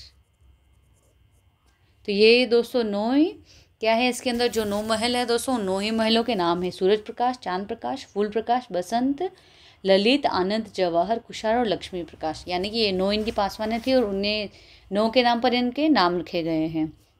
अभी इनके नाम पूछे गए थे कि ये किस दुर्ग के अंदर बने हुए हैं। फिर नेक्स्ट आता है दोस्तों जयगढ़ दुर्ग।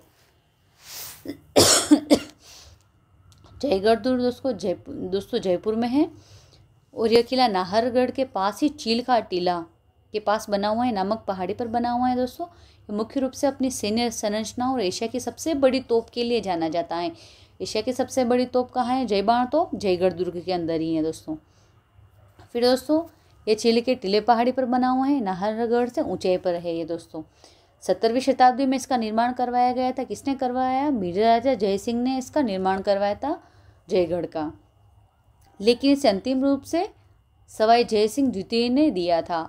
स्टार्ट इसका निर्माण कार्य तो सवाई मिर्जा राजा ने जय सिंह ने शुरू किया था और अंतिम कार्य सवाई जय सिंह द्वितीय ने करवाया था। फिर इसके नामकरण की बात करें तो इसका नाम दोस्तों सवाई जय सिंह द्वितीय के नाम पर जयगढ़ रखा गया।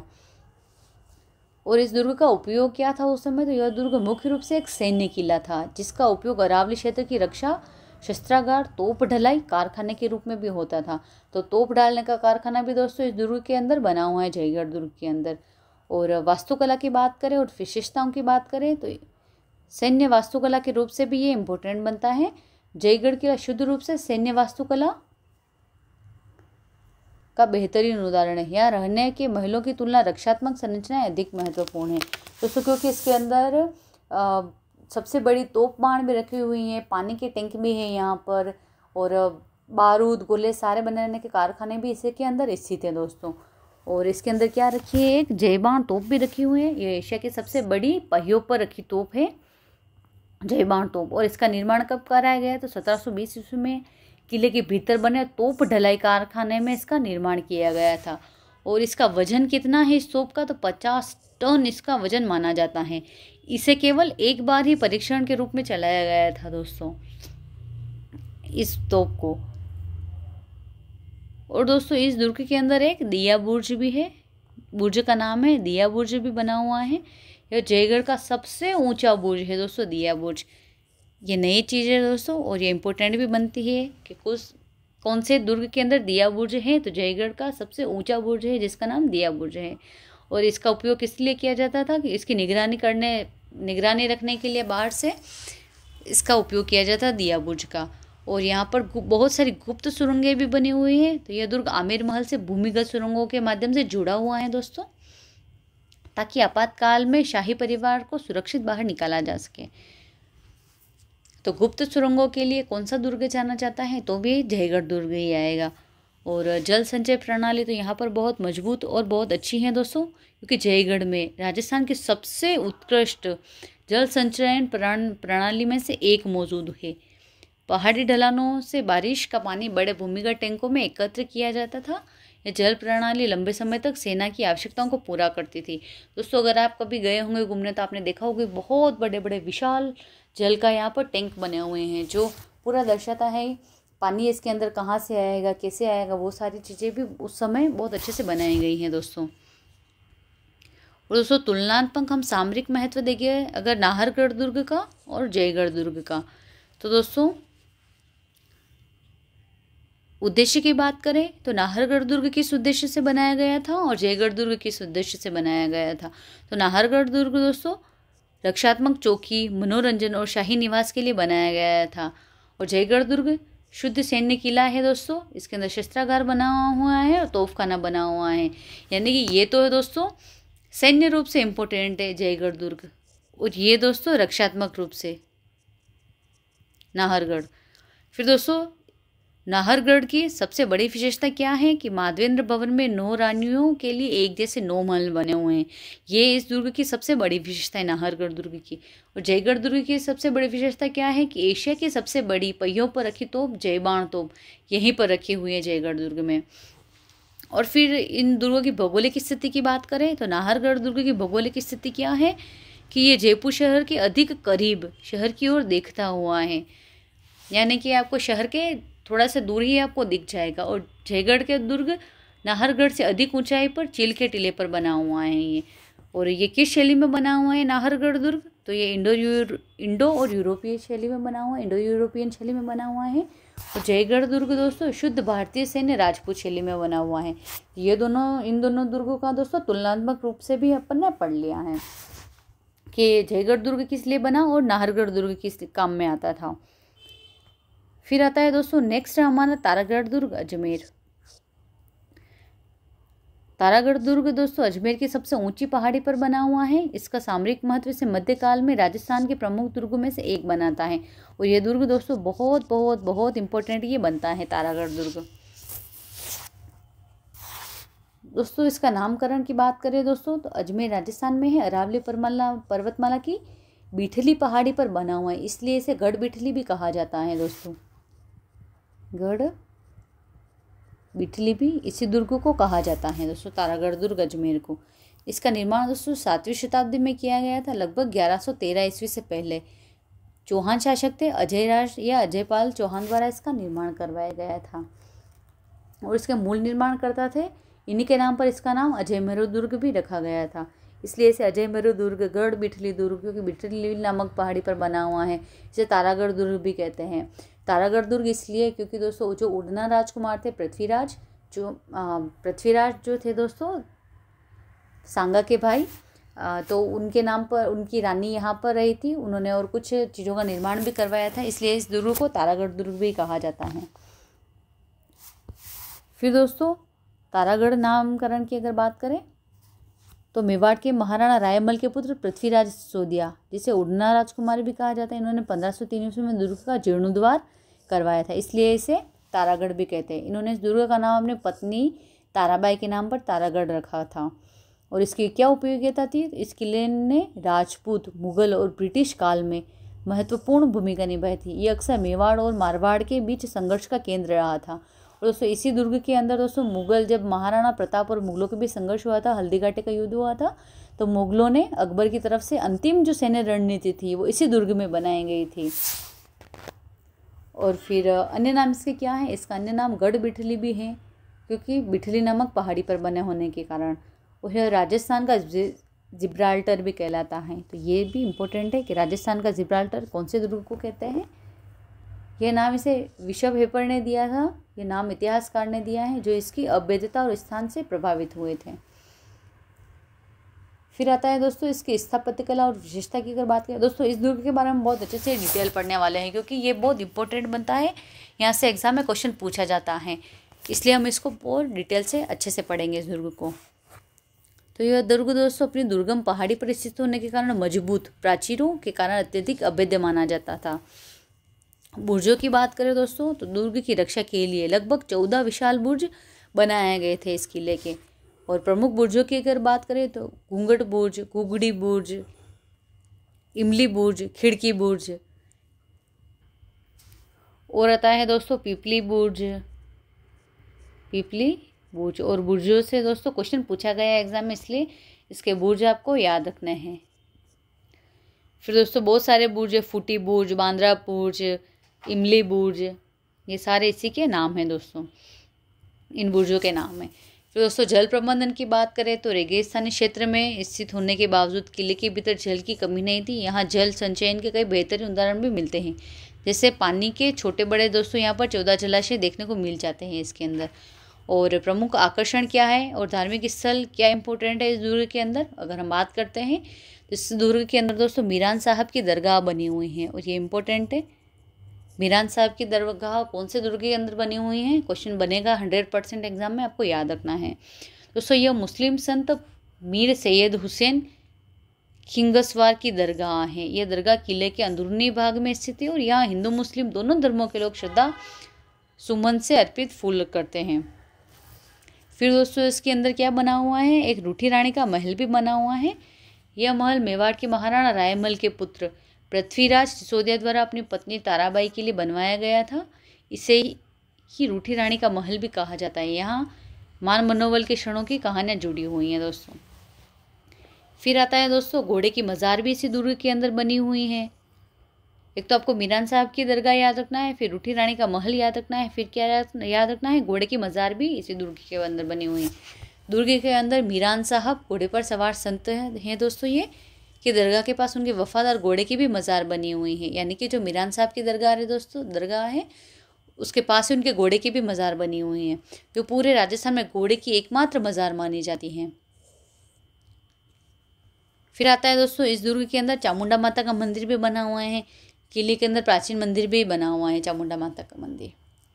फिर दोस्तों इस दुर्ग के ऐतिहासिक महत्व की बात करें तो ये चौहानों की राजधानी भी रहा है।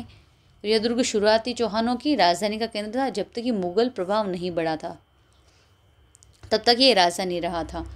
मुगल और ब्रिटिश काल में इसका क्या महत्व था अगर हम देखते हैं तो मुगल बादशाह जहांगीर ने यहाँ पर शरण ली थी दोस्तों। ब्रिटिश शासनकाल में इसका उपयोग शाही सेना के अस्तबल और बाद में कीदी गृह के रूप में भी इसका निर्माण किया गया था दोस्तों, क्योंकि यह सुरक्षित और दुर्गम स्थान पर बना हुआ था। और यह दुर्ग अजमेर की स्थापना, चौहानों के उत्कर्ष और मध्यकालीन इतिहास के अध्ययन के लिए भी एक महत्वपूर्ण केंद्र था। तो दोस्तों ये जानकारी थी तारागढ़ दुर्ग अजमेर के बारे में। फिर आता है दोस्तों कोषवर्धन दुर्ग, या फिर इसे शेरगढ़ का किला भी कहते हैं। ये कहाँ पर स्थित है? बारां में स्थित है।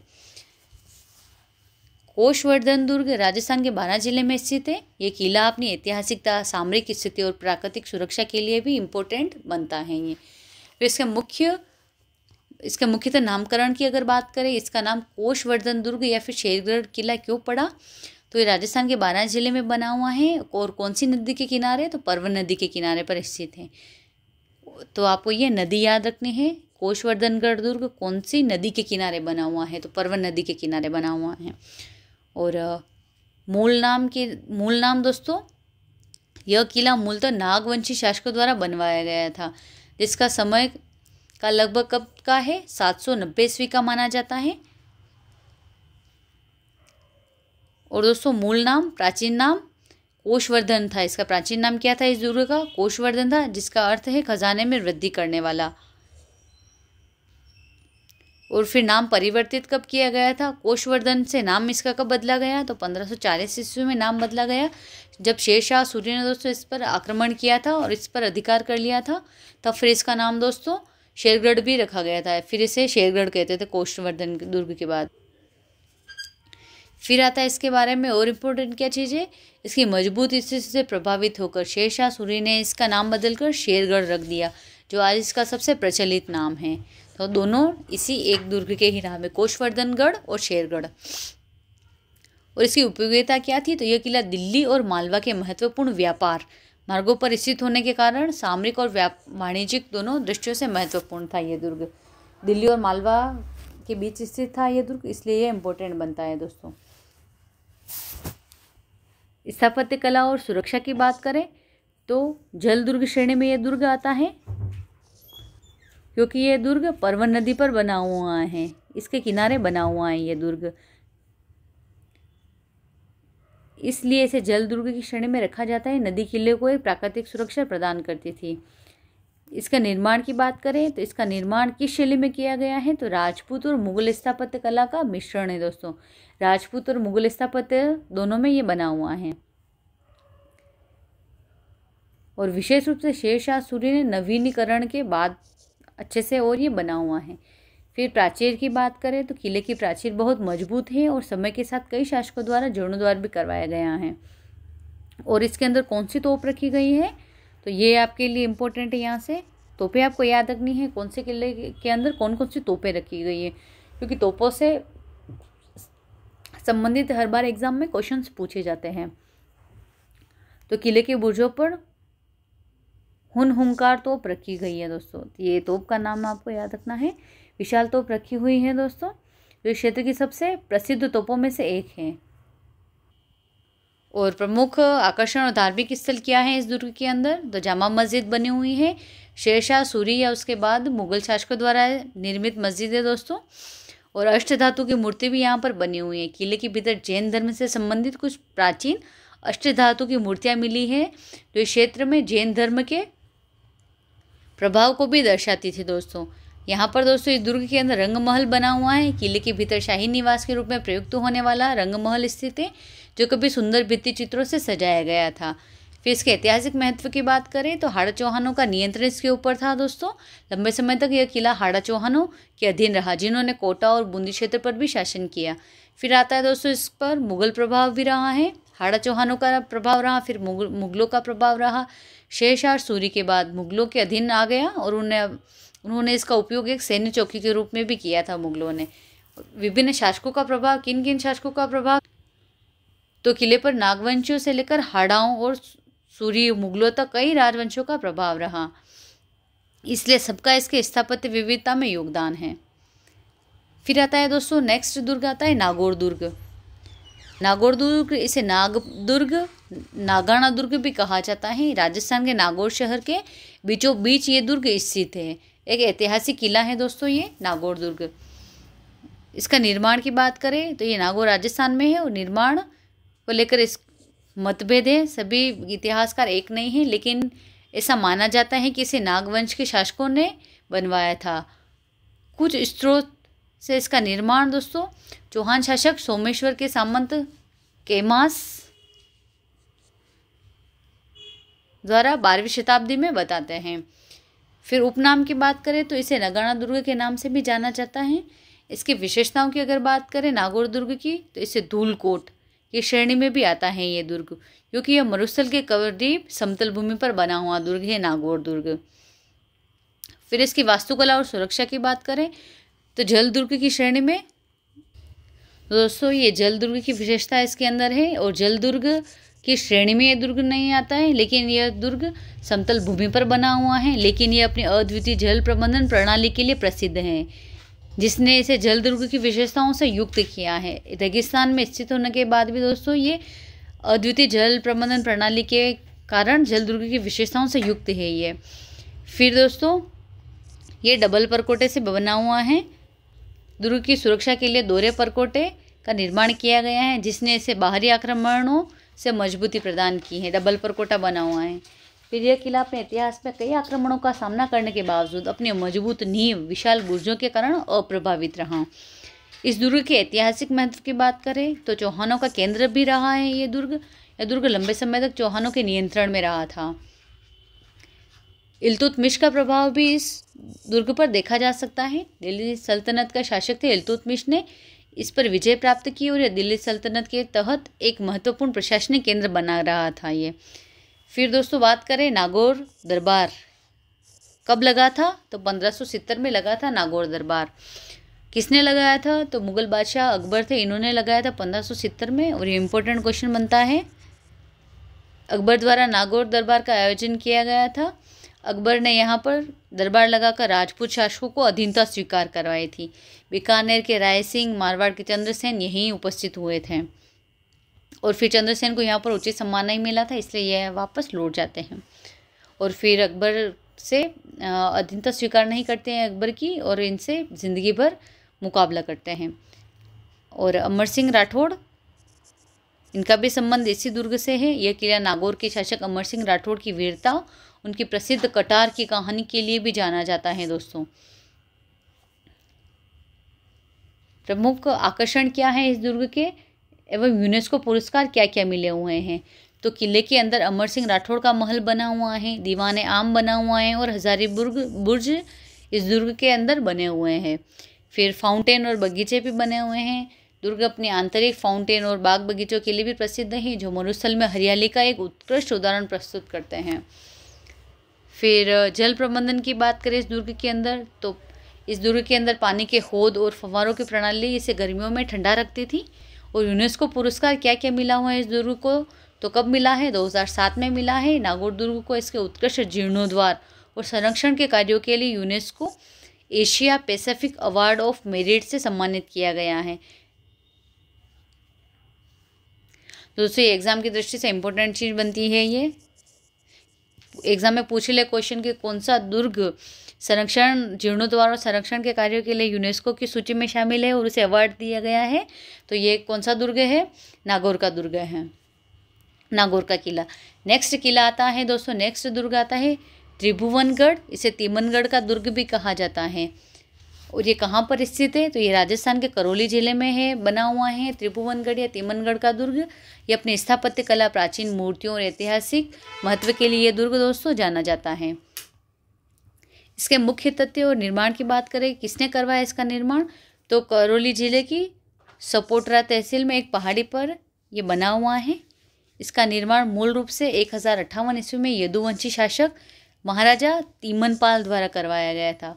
कुछ स्रोतों में इसे त्रिभुवनपाल द्वारा बनाया जाना भी माना जाता है, इसलिए इनके नाम पर इसका नाम त्रिभुवनगढ़ या तिमनगढ़ पड़ा है। इसका प्राचीन नाम त्रिभुवनगढ़ था, जो अब तिमनगढ़ के रूप में प्रचलित है।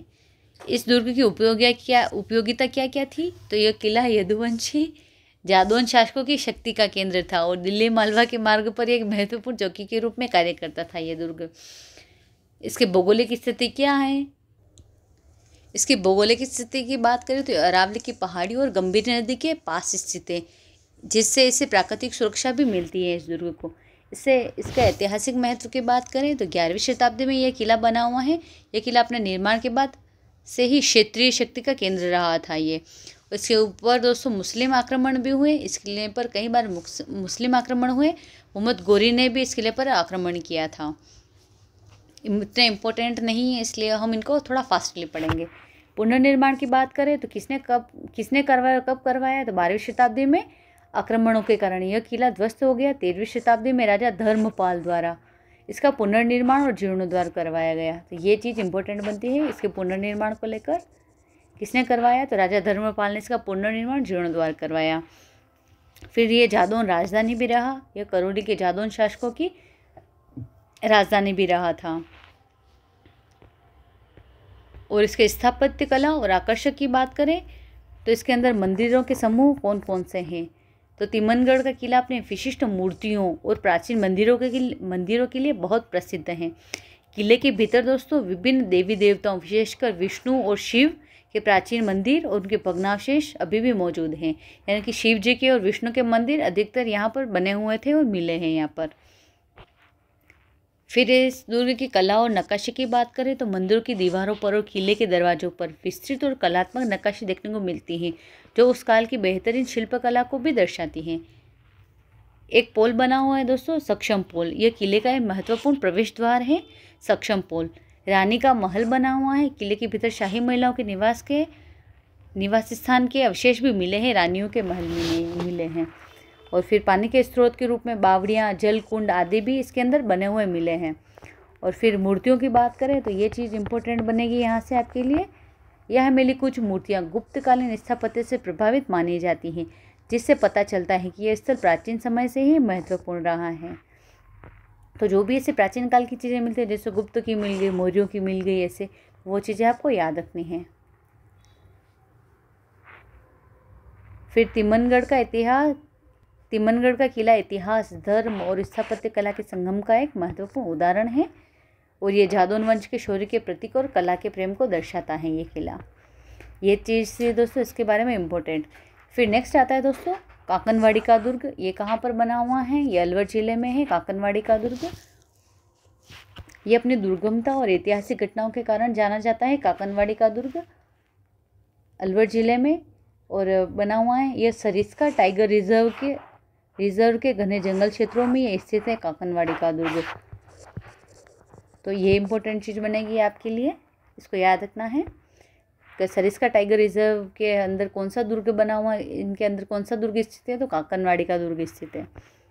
इसके निर्माण की बात करें तो 17वीं शताब्दी में निर्माण करवाया गया था महाराजा जयसिंह द्वारा। और कुछ इतिहासकार सवाई जयसिंह द्वितीय द्वारा भी इसका संबंध जोड़ते हैं कि उन्होंने बनवाया है, और कुछ इतिहासकार महाराजा जयसिंह का जोड़ते हैं। फिर इसकी उपयोगिता क्या थी? तो यह दुर्ग मुख्य रूप से एक शाही चौकी और वन्य क्षेत्र की सुरक्षा के लिए एक प्रशासनिक केंद्र के रूप में कार्य करता था यह दुर्ग। और यह घना जंगल और पहाड़ियों से घिरा हुआ है दोस्तों ये दुर्ग, जो इसे प्राकृतिक रूप से दुर्जय बनाता है। इसका ऐतिहासिक महत्व क्या है? तो औरंगजेब का बंदीगृह यहीं पर बना हुआ था।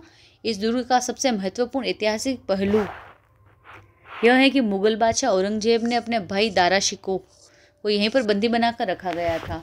तो ये आपके लिए इम्पोर्टेंट क्वेश्चन बनता है कि औरंगजेब ने अपने भाई दारा शिकोह को राजस्थान के कौन से दुर्ग में कैद करके रखा गया था? तो ये आपको याद रखना है, काकनवाड़ी के दुर्ग में बंदी बनाकर रखा गया था। दारा शिकोह दोस्तों ये शाहजहाँ का सबसे बड़ा पुत्र था और ये औरंगजेब का मुख्य प्रतिद्वंदी भी था। औरंगजेब ने उत्तराधिकार के युद्ध में उसे पराजित करने के बाद कुछ समय के लिए इसी दुर्ग में कैद रखा था। इसके बाद इसे दिल्ली ले जाकर मार दिया गया था। और यह घटना मुगल साम्राज्य के इतिहास और सत्ता संघर्ष में इस दुर्ग की अप्रत्यक्ष भूमिका को भी दर्शाती है। फिर इस दुर्ग की वास्तुकला और विशेषताओं की बात करें तो ये इसकी सादगीपूर्ण शैली है। अन्य भव्य किलों जैसे आमेर की तुलना में कांकनवाड़ी दुर्ग की वास्तुकला साधारण और सैन्य उपयोगिता पर भी अधिक केंद्रित है। यहाँ भव्य महलों के बजाय मजबूत दीवारें और सुरक्षात्मक बुर्ज बने हुए हैं। किले की दीवारें मजबूत ऊंची है, जो जंगलों और पहाड़ी क्षेत्र से सुरक्षा प्रदान करने के लिए पर्याप्त थी। कई बुर्ज भी बने हुए हैं जिनका उपयोग निगरानी और रक्षा के लिए किया जाता था। सभी दुर्ग में बुर्ज निगरानी और रक्षा के लिए ही किया जाता है। आंतरिक संरचना की बात करें तो किले के भीतर छोटे निवास कक्ष और भंडारण गृह के अवशेष भी मौजूद है इस दुर्ग के अंदर। अभी वर्तमान स्थिति क्या है इस दुर्ग की, कांकनवाड़ी दुर्ग की, तो वन्यजीव अभ्यारण्य बना हुआ है। वर्तमान में कांकनवाड़ी दुर्ग सरिस्का टाइगर रिजर्व के कोर क्षेत्र में स्थित है ये, और पर्यटन या ऐतिहासिक महत्व और घने जंगल के बीच स्थित होने के कारण पर्यटकों को आकर्षित करता है। हालांकि वन्यजीव सुरक्षा कारणों से यहाँ पहुँचने के नियम और रास्ते सीमित हैं, यानी कि सभी को वहाँ पर जाने नहीं दिया जाता है। तो ये था दोस्तों कांकनवाड़ी का दुर्ग। नेक्स्ट आता है अकबर दुर्ग, इसे मैगजीन दुर्ग भी कहते हैं। ये कहाँ पर बना हुआ है, अजमेर में बना हुआ है। अकबर दुर्ग से जिसे अजमेर का किला मैगजीन फोर्ट भी कहा जाता है, राजस्थान में मुगल वास्तुकला का सबसे स्पष्ट और महत्वपूर्ण उदाहरण यही दुर्ग है, मैगजीन फोर्ट। इस दुर्ग के आपको नाम याद रखने हैं, उपनाम जो भी है, अजमेर का किला, मैगजीन फोर्ट, अकबर दुर्ग, ये सारे। ये कहाँ पर, अजमेर शहर के बीचों बीच ये बना हुआ है, रेलवे स्टेशन के निकट बना हुआ है, और 1570 ईस्वी में मुगल बादशाह अकबर द्वारा इसका निर्माण करवाया गया था। फिर अकबर द्वारा राजपूत शासकों पर नियंत्रण रखने, अजमेर में ख्वाजा मोइनुद्दीन चिश्ती की दरगाह की जियारत के लिए ठहरने और मालवा व गुजरात पर सैन्य अभियानों के लिए इसे मुख्य और सैन्य छावनी के रूप में इस दुर्ग का उपयोग किया जाता था दोस्तों। तो यहाँ पर पूरे राजस्थान के बीचों बीच ये दुर्ग इसलिए ही बनाया था अकबर द्वारा कि राजपूत शासकों पर भी नियंत्रण रख सके। वहाँ पर जो ख्वाजा मोइनुद्दीन चिश्ती की दरगाह है, वहाँ पर कभी जियारत के लिए आए तो वहाँ पर ठहर सके, और मालवा गुजरात पर भी अपनी निगरानी रख सके, इसलिए ये सैन्य छावनी के रूप में भी ये दुर्ग काम में आता था। तो ये उस समय बहुत इम्पोर्टेंट था, ये राजस्थान का सबसे मध्य का केंद्र था ये। फिर दोस्तों दौलत खाना बना हुआ है इस दुर्ग के अंदर। अकबर के खजाने और शाही निवास के रूप में दौलत खाना काम में आता था।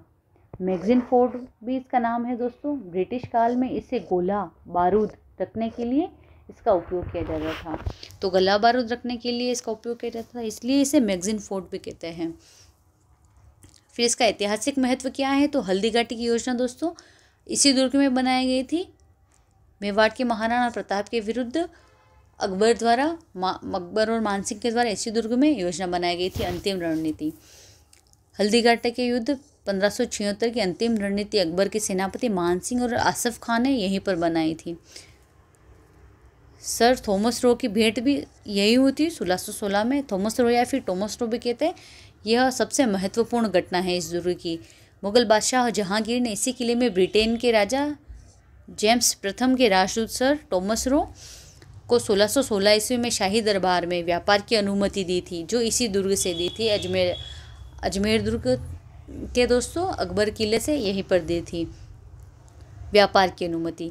यह घटना भारत में ईस्ट इंडिया कंपनी और ब्रिटिश राज की नींव रखने में निर्णायक साबित हुई थी, इसलिए ये इम्पोर्टेंट बनता है यहाँ से क्वेश्चन।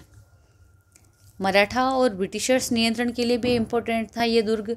मुगल सत्ता के पतन के बाद इस पर मराठों का नियंत्रण हुआ और बाद में 18वीं शताब्दी के अंत में यह ब्रिटिश नियंत्रण में आ गया था ये दुर्ग। इसकी वास्तुकला की बात करें तो वास्तुकला में यह दुर्ग दोस्तों शुद्ध मुगल शैली में बना हुआ है। लाल बलुआ पत्थरों से ये दुर्ग बना हुआ है। उसमें राजपूत स्थापत्य कला का प्रभाव नगण्य है, यानी कि शुद्ध मुगल शैली में ही यह दुर्ग बना हुआ है। इसका मुख्य प्रवेश द्वार दोहरा है, जो मुगल किलों की सुरक्षात्मक विशेषता है, यानी कि इसके 2 दरवाजे लगे हुए हैं एक साथ में। और ये वर्गाकार संरचना में बना हुआ है ये दुर्ग। वर्तमान में इस दुर्ग को एक संग्रहालय में बदल दिया गया है, जहां राजपूत और मुगलकालीन हथियार, वेशभूषाएं और कलाकृतियां प्रदर्शित हैं इस दुर्ग के अंदर। फिर नेक्स्ट दुर्ग आता है दोस्तों शेरगढ़ दुर्ग। ये कहाँ पर है दोस्तों, धौलपुर में बना हुआ है शेरगढ़ दुर्ग। राजस्थान के पूर्वी द्वार धौलपुर में स्थित एक महत्वपूर्ण किला है, जो जल दुर्ग की विशेषताओं को समेटे हुए हैं, यानी कि जल दुर्ग की श्रेणी में आता है शेरगढ़ का दुर्ग, जो धौलपुर में स्थित है। इसके निर्माण की बात करते हैं तो ये चंबल नदी के तट पर स्थित है ये दुर्ग। इसका प्राचीन नाम कोशवर्धन दुर्ग था। इसका निर्माण मूल रूप से 11वीं शताब्दी में महाराजा मालदेव द्वारा करवाया गया था। और पुनर्निर्माण और नामकरण की बात करें तो 1540 ईस्वी में शेरशाह सूरी ने इसका जीर्णोद्धार करवाया और अपनी मजबूत सामरिक स्थिति के कारण इसका नाम क्या रखा था, शेरगढ़ नाम रखा था। और चंबल नदी के किनारे स्थित होने के कारण यह दुर्ग दिल्ली, मालवा और उत्तर दक्षिण के महत्वपूर्ण व्यापार और सैन्य मार्गों पर एक चौकी के रूप में कार्य करता था यह दुर्ग। इसके बारे में ज़्यादा डिटेल नहीं याद रखनी है आपको, सिर्फ इसके नाम और कहाँ पर है, किसने बनाया है, ऐसा ऐसा याद रखना है। और नदी याद रखनी है कि कौन सी नदी के किनारे पर यह दुर्ग बना हुआ है। इस दुर्ग का ऐतिहासिक महत्व क्या है दोस्तों? तो ऐतिहासिक महत्व की बात करें तो यह किला दोस्तों सूरी साम्राज्य के दौरान एक महत्वपूर्ण सैन्य केंद्र रहा था। फिर रणजीत सिंह का निवास स्थल भी बना हुआ है। इस दुर्ग का उपयोग बाद में धौलपुर के जाट राजाओं द्वारा निवास और प्रशासनिक कार्यों के लिए भी किया गया था। फिर मुगल संघर्ष के समय क्या काम में आया था ये किला? तो यह मुगलों और स्थानीय राजाओं के बीच संघर्ष का केंद्र भी रहा, क्योंकि यह रणनीतिक रूप से महत्वपूर्ण क्षेत्र में स्थित था ये। इसकी वास्तुकला और विशेषताओं की बात करें तो जल दुर्ग की श्रेणी में आता है, क्योंकि चंबल नदी की निकटता इसे जल दुर्ग की श्रेणी में लाती हैं, जो इसे 3 तरफ से प्राकृतिक सुरक्षा प्रदान करती हैं।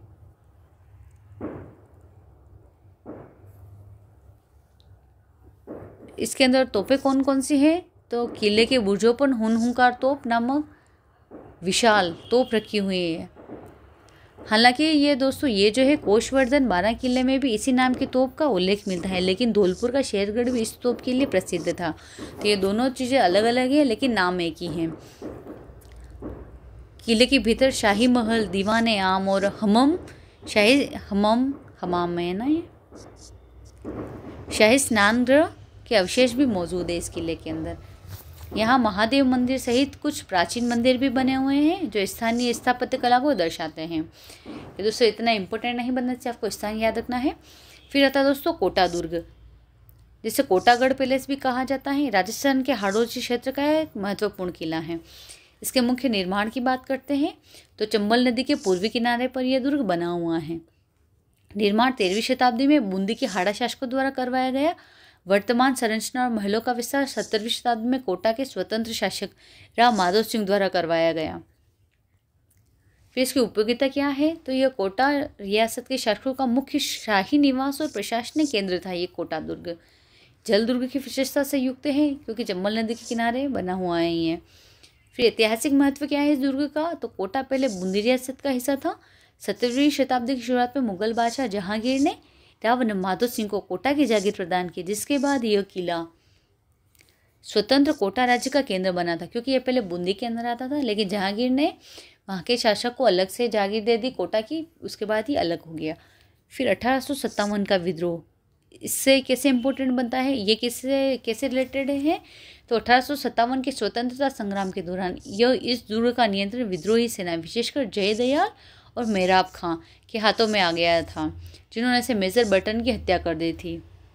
यहीं पर दोस्तों मेजर बटन की हत्या की गई थी कोटा के दुर्ग में, और यहाँ का शासक था राम सिंह। इसी को यहीं पर नज़रबंद करके रखा गया था। और कोटा दुर्ग इसके महलों में कोटा शैली की चित्रकला, विशेषकर शिकार के दृश्यों का उत्थान भी हुआ है। वास्तुकला और आकर्षक की बात करें तो इसके अंदर जाला की हवेली बनी हुई है। किले के भीतर स्थित यह हवेली अपने उत्कृष्ट भित्ति चित्रों और कलात्मक नक्काशी के लिए प्रसिद्ध है। तो ये इंपॉर्टेंट बनता है इसके अंदर क्वेश्चन। झालाओं की हवेली कहाँ पर बनी हुई है, कौन से जिले में है? तो कोटा जिले में बनी हुई है और कोटा दुर्ग में बनी हुई है। फिर आता है माधो सिंह संग्रहालय बना हुआ है कोटा महल के अंदर। तो ये महल का एक बड़ा हिस्सा है, अब संग्रहालय में बदल दिया गया है। यहाँ शाही वेशभूषा, हथियार और कोटा चित्रकला की कृतियाँ भी प्रदर्शित की गई हैं इसके अंदर। किले और महल की बात करें इस दुर्ग के अंदर तो हथिया पुल मुख्य प्रवेश द्वार है। राजमहल अपनी राजपूत और मुगल शैलियों के मिश्रण के लिए भी जाने जाते हैं। ये था दोस्तों कोटा दुर्ग। कोटा दुर्ग के अंदर आपको क्या याद रखना है? झालाओं की हवेली इंपॉर्टेंट चीज़ याद रखनी है, और माधव सिंह संग्रहालय, ये 2 चीज़ें इंपॉर्टेंट याद रखनी है आपको। फिर नेक्स्ट दुर्ग आता है दोस्तों दौसा का किला। ये पूर्वी राजस्थान के प्राचीन किलों में से एक है, जो इसी क्षेत्रीय राजधानी को महत्व को भी दर्शाता है। यह दुर्ग दोस्तों देवगिरी पहाड़ी पर बना हुआ है। 10वीं शताब्दी में बड़गुजर शासकों द्वारा बनवाया गया था। चौहानों की राजधानी रहा ये दौसा किला कछवाहा राजपूतों, जो बाद में आमेर चले गए थे, कि प्रारंभिक राजधानी के रूप में भी जाना जाता है।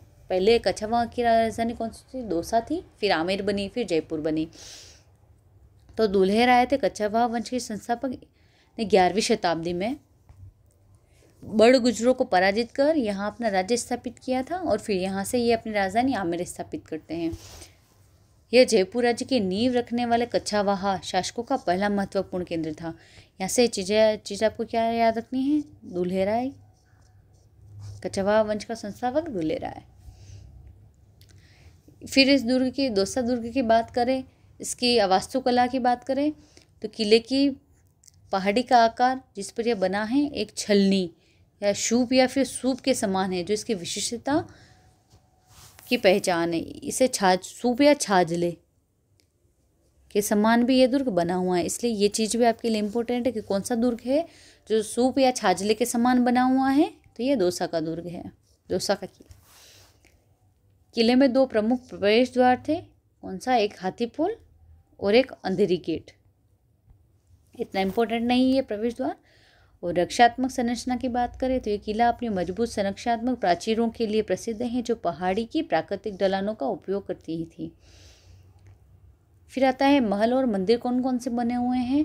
तो किले के भीतर राजा जी का कुआं बना हुआ है, रानी जी का महल बना हुआ है, और कुछ प्राचीन मंदिर भी इसके अंदर बने हुए थे, जहाँ पर स्थानीय देवी देवताओं की पूजा होती थी। फिर ऐतिहासिक महत्व क्या है इस दुर्ग का? तो कछवाहा वंश की नींव इसी दुर्ग से रखी गई है, यहीं से रखी गई है। दौसा वह स्थान है जहाँ से कछवाहा राजपूतों ने शक्ति का विस्तार करना शुरू किया, जो बाद में आमेर फिर जयपुर के संस्थापक बने। इस प्रकार यह किला जयपुर राज्य की उत्पत्ति के लिए महत्वपूर्ण है। और उस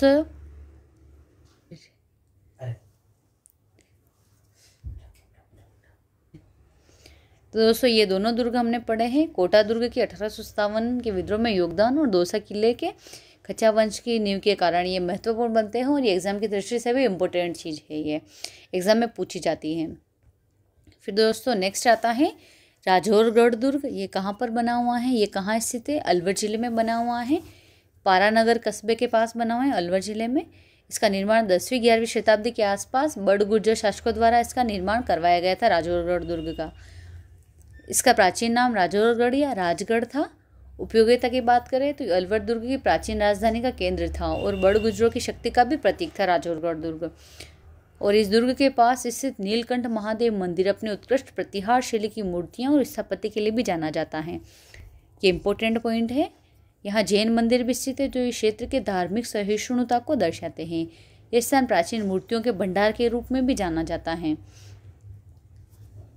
फिर आता है दोस्तों निमराना दुर्ग। ये कहाँ पर बना हुआ है? अलवर में बना हुआ है।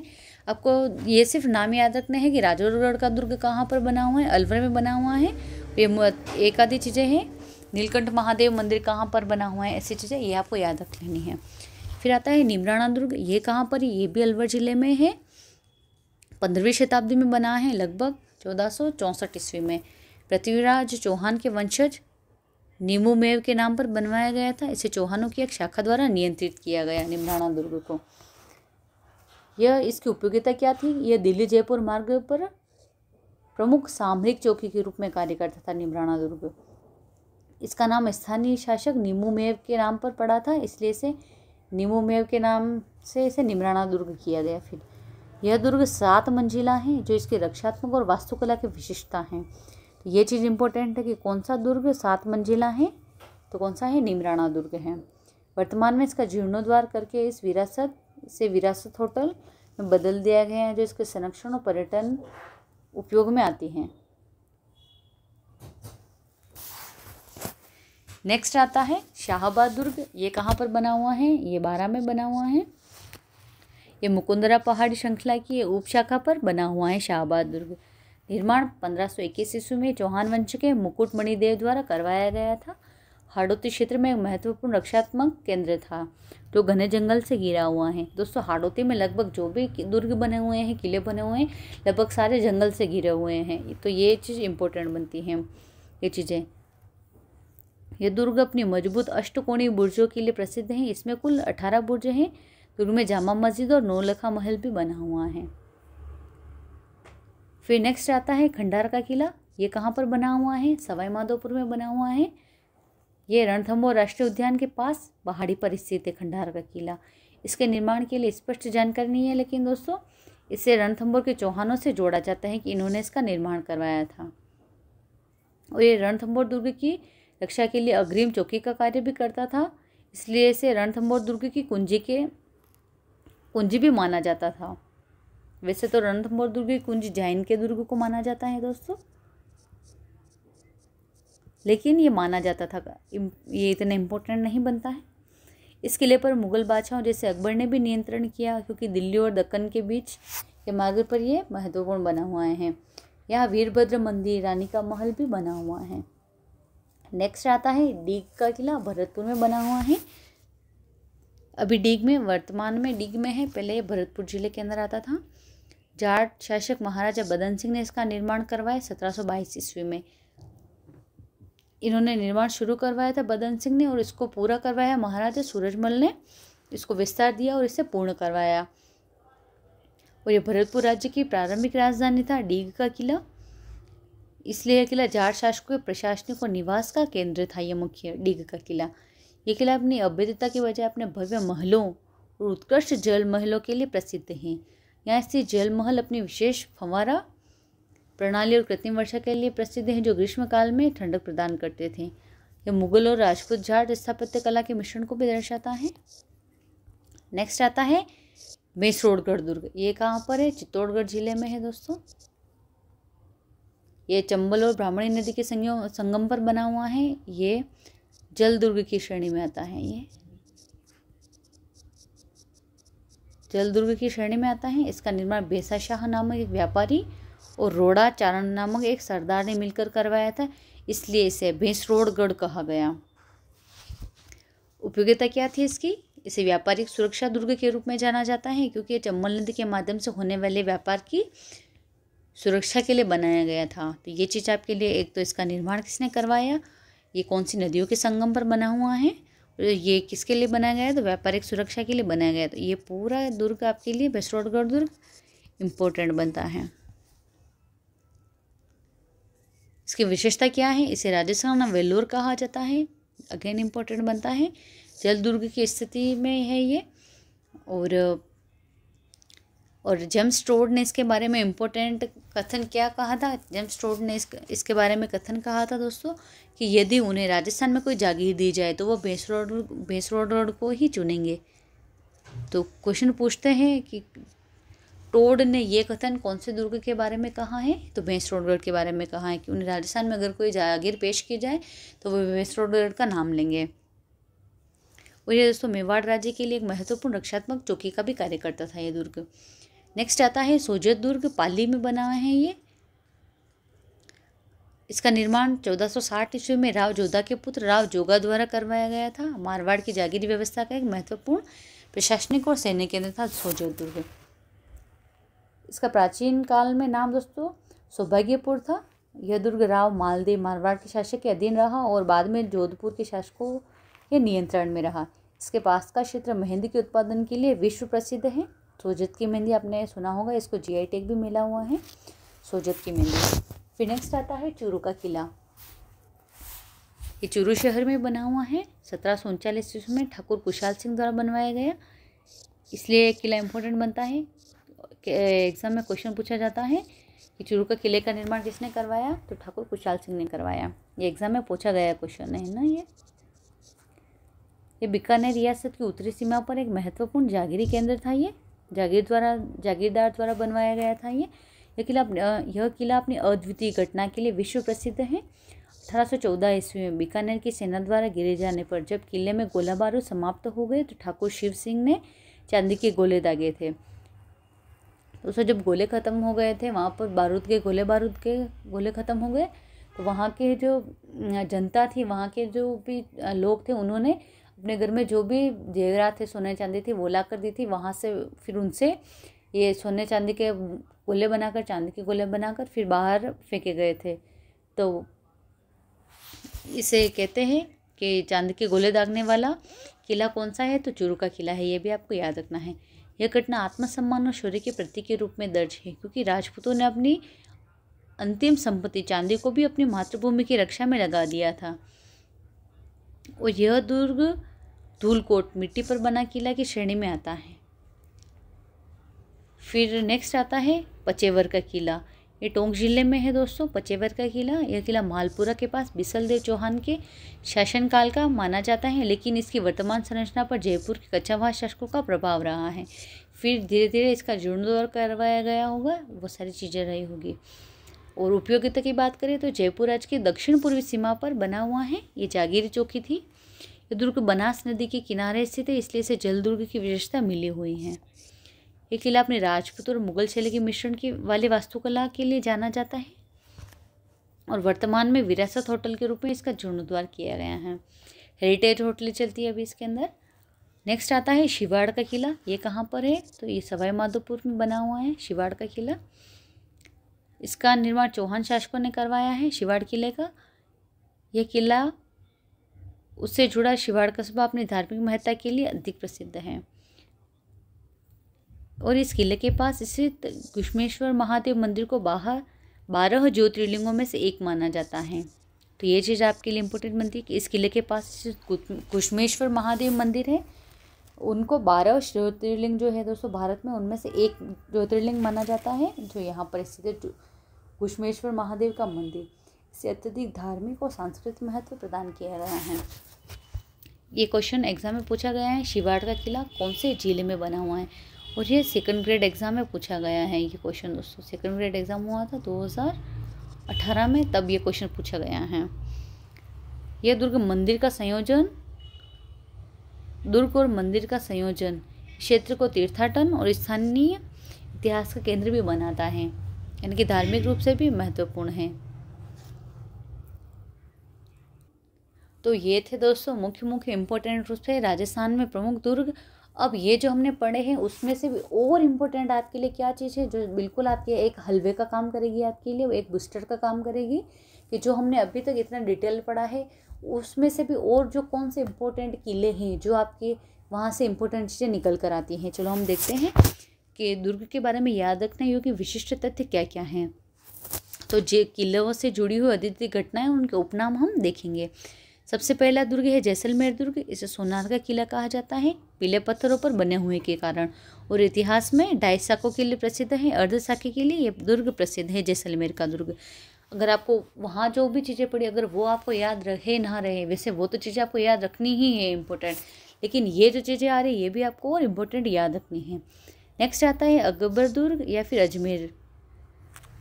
यह सर थॉमस रो ने जहांगीर से यहीं भेंट की थी 1616 ईस्वी में, और हल्दीघाटी युद्ध की रणनीति भी यही बनी थी। यहीं से इसको व्यापार करने की अनुमति दी गई थी भारत में। नेक्स्ट आता है चूरू का किला। 1814 ईस्वी में दुश्मन पर गोला बारूद खत्म होने पर चांदी के गोले दागने के लिए विश्व प्रसिद्ध है। हम देख रहे हैं दोस्तों कि कौन सा किला किस लिए प्रसिद्ध है और इम्पोर्टेंट क्या चीज़ है उसके लिए, अगर 2 लाइनों में बात की जाए किसी किले की। फिर आता है कुचामन दुर्ग। जागीरी किलों का सिरमौर कहा जाता है, और इसके लिए प्रसिद्ध कथन भी है, रानी जय के पास भले ही न हो ठकुरानी जय के पास होगा, कहावत के लिए प्रसिद्ध है। फिर आता है लोहागढ़ दुर्ग। भरतपुर में बना हुआ है, एकमात्र किला जो मिट्टी की दीवार के बावजूद अंग्रेजों लॉर्ड लेक द्वारा कभी जीता नहीं जा सका, लोहागढ़ दुर्ग। फिर आता है भटने दुर्ग। यह राजस्थान का सबसे प्राचीन दुर्ग है, 285 ईस्वी में बना है, और तैमूर ने से भारत का सबसे मजबूत किला बताया है। फिर आता है काकनवाड़ी दुर्ग अलवर का। मुगल बादशाह औरंगजेब ने अपने भाई दारा शिकोह को यहीं पर कैद रखा था काकनवाड़ी दुर्ग में, इसलिए ये दुर्ग इम्पोर्टेंट बनता है। फिर आता है तारागढ़ दुर्ग अजमेर का, और बिशप हेपर ने से राजस्थान का जिब्राल्टर कहा, और यहाँ पर एकमात्र घोड़े की मज़ार बनी हुई है, मीरान साहब के घोड़े की मज़ार बनी हुई है यहाँ पर। फिर आता है दोस्तों वास्तुकला और भौगोलिक विशेषता की दृष्टि से कौन कौन से दुर्ग इम्पोर्टेंट है। तो वास्तुकला और भौगोलिक विशेषता के रूप से पहला दुर्ग आता है कुंभलगढ़ दुर्ग। 36 किलोमीटर लंबी दीवार है, भारत की महान दीवार है ये। महाराणा प्रताप का जन्म कटारगढ़ में हुआ था, बादल महल के कटारगढ़ में हुआ था। फिर आता है जयगढ़ दुर्ग आता है। नेक्स्ट आता है एशिया की सबसे बड़ी पहियों वाली तोप जय बाण तोप यहीं पर डली थी, यहीं पर है अभी, और आमेर से गुप्त सुरंग द्वारा ये जुड़ा हुआ है जयगढ़ दुर्ग। नेक्स्ट आता है नाहरगढ़ दुर्ग। माधवेंद्र भवन में 9 रानियों के लिए 9 एक जैसे महल बने हुए हैं प्राइवेसी हेतु। नेक्स्ट आता है गागरोन दुर्ग। जल दुर्गों का सिरमौर कहा जाता है गागरोन दुर्ग को। चट्टान पर बना हुआ है और ये बिना नींव के बना हुआ है, इसलिए गागरोन दुर्ग इम्पोर्टेंट है। नेक्स्ट आता है डीग का किला। अभेद्यता के बजाय अपने भव्य जल महलों और कृत्रिम फव्वारा प्रणाली के लिए प्रसिद्ध है, इसलिए डीग का किला इम्पोर्टेंट बनता है। फिर आता है नेक्स्ट चौमुहागढ़। इसे धाराधारगढ़ के नाम से प्रसिद्ध है, चारों ओर से समान दिखता है। दोस्तों इनको हम स्पीडली इसलिए पढ़ रहे हैं क्योंकि हमने इनको डिटेल्ड में पहले ही पढ़ लिया है। अब कुछ 2 लाइन में किसी किले के बारे में इम्पोर्टेंट कही जाए, मोस्ट इम्पोर्टेंट, तो वो चीज़ें ये रहेगी। फिर आता है नागौर दुर्ग। दोस्तों हम पढ़ रहे हैं कि कौन कौन से किले वास्तुकला और भौगोलिक दृष्टि से इम्पोर्टेंट है। हमने पहले पढ़ा था कौन से दुर्ग महत्वपूर्ण घटनाओं के लिए प्रसिद्ध है, तो घटनाओं वाले दुर्ग हमने पढ़े हैं। अब पढ़ रहे हैं कि वास्तुकला और भौगोलिक दृष्टि से कौन से इम्पोर्टेंट हैं। तो नागौर दुर्ग इम्पोर्टेंट है। 1570 में अकबर द्वारा यहाँ पर नागौर दरबार लगाया गया था और 2007 में संरक्षण हेतु यूनेस्को पुरस्कार भी इसे मिला हुआ है, इसलिए ये इम्पोर्टेंट है और एग्जाम में क्वेश्चन बनता है। फिर नेक्स्ट आता है मैसरोडगढ़। राजस्थान का वेलोर कहते हैं, चंबल और ब्राह्मणी नदी के संगम पर बना हुआ है और व्यापारिक सुरक्षा दुर्ग है, ये व्यापारिक सुरक्षा दृष्टि से ही बनाया गया था। फिर आता है नेक्स्ट खंडार का किला। रणथंभौर दुर्ग की कुंजी माना जाता है खंडार किले को। फिर दोस्तों धार्मिक या सांस्कृतिक दृष्टि से कौन से किले महत्वपूर्ण है धार्मिक और सांस्कृतिक दृष्टि से, तो रणथंभौर दुर्ग आता है पहला। त्रिनेत्र गणेश मंदिर इसी के अंदर बना हुआ है और हमीरदेव चौहान के शौर्य के लिए प्रसिद्ध है ये दुर्ग, रणथंभौर दुर्ग। फिर आता है शिवाड़ का किला। इसके पास घुश्मेश्वर महादेव मंदिर स्थित है जो 12 ज्योतिर्लिंगों में से एक ज्योतिर्लिंग है, इसलिए शिवाड़ का किला इंपॉर्टेंट बनता है। फिर आता है दौसा का किला। कछवाहा राजपूत और जयपुर शासकों की प्रारंभिक राजधानी थी, इसलिए दौसा का किला इंपॉर्टेंट बनता है। फिर आता है तारागढ़ जो बूंदी में है, इसके अंदर गर्भगुंजन तोप रखी हुई है और रंगमहल बने हुए हैं जो कि भित्ति चित्रों के लिए प्रसिद्ध हैं, इसलिए तारागढ़ बूंदी भी इम्पोर्टेंट है।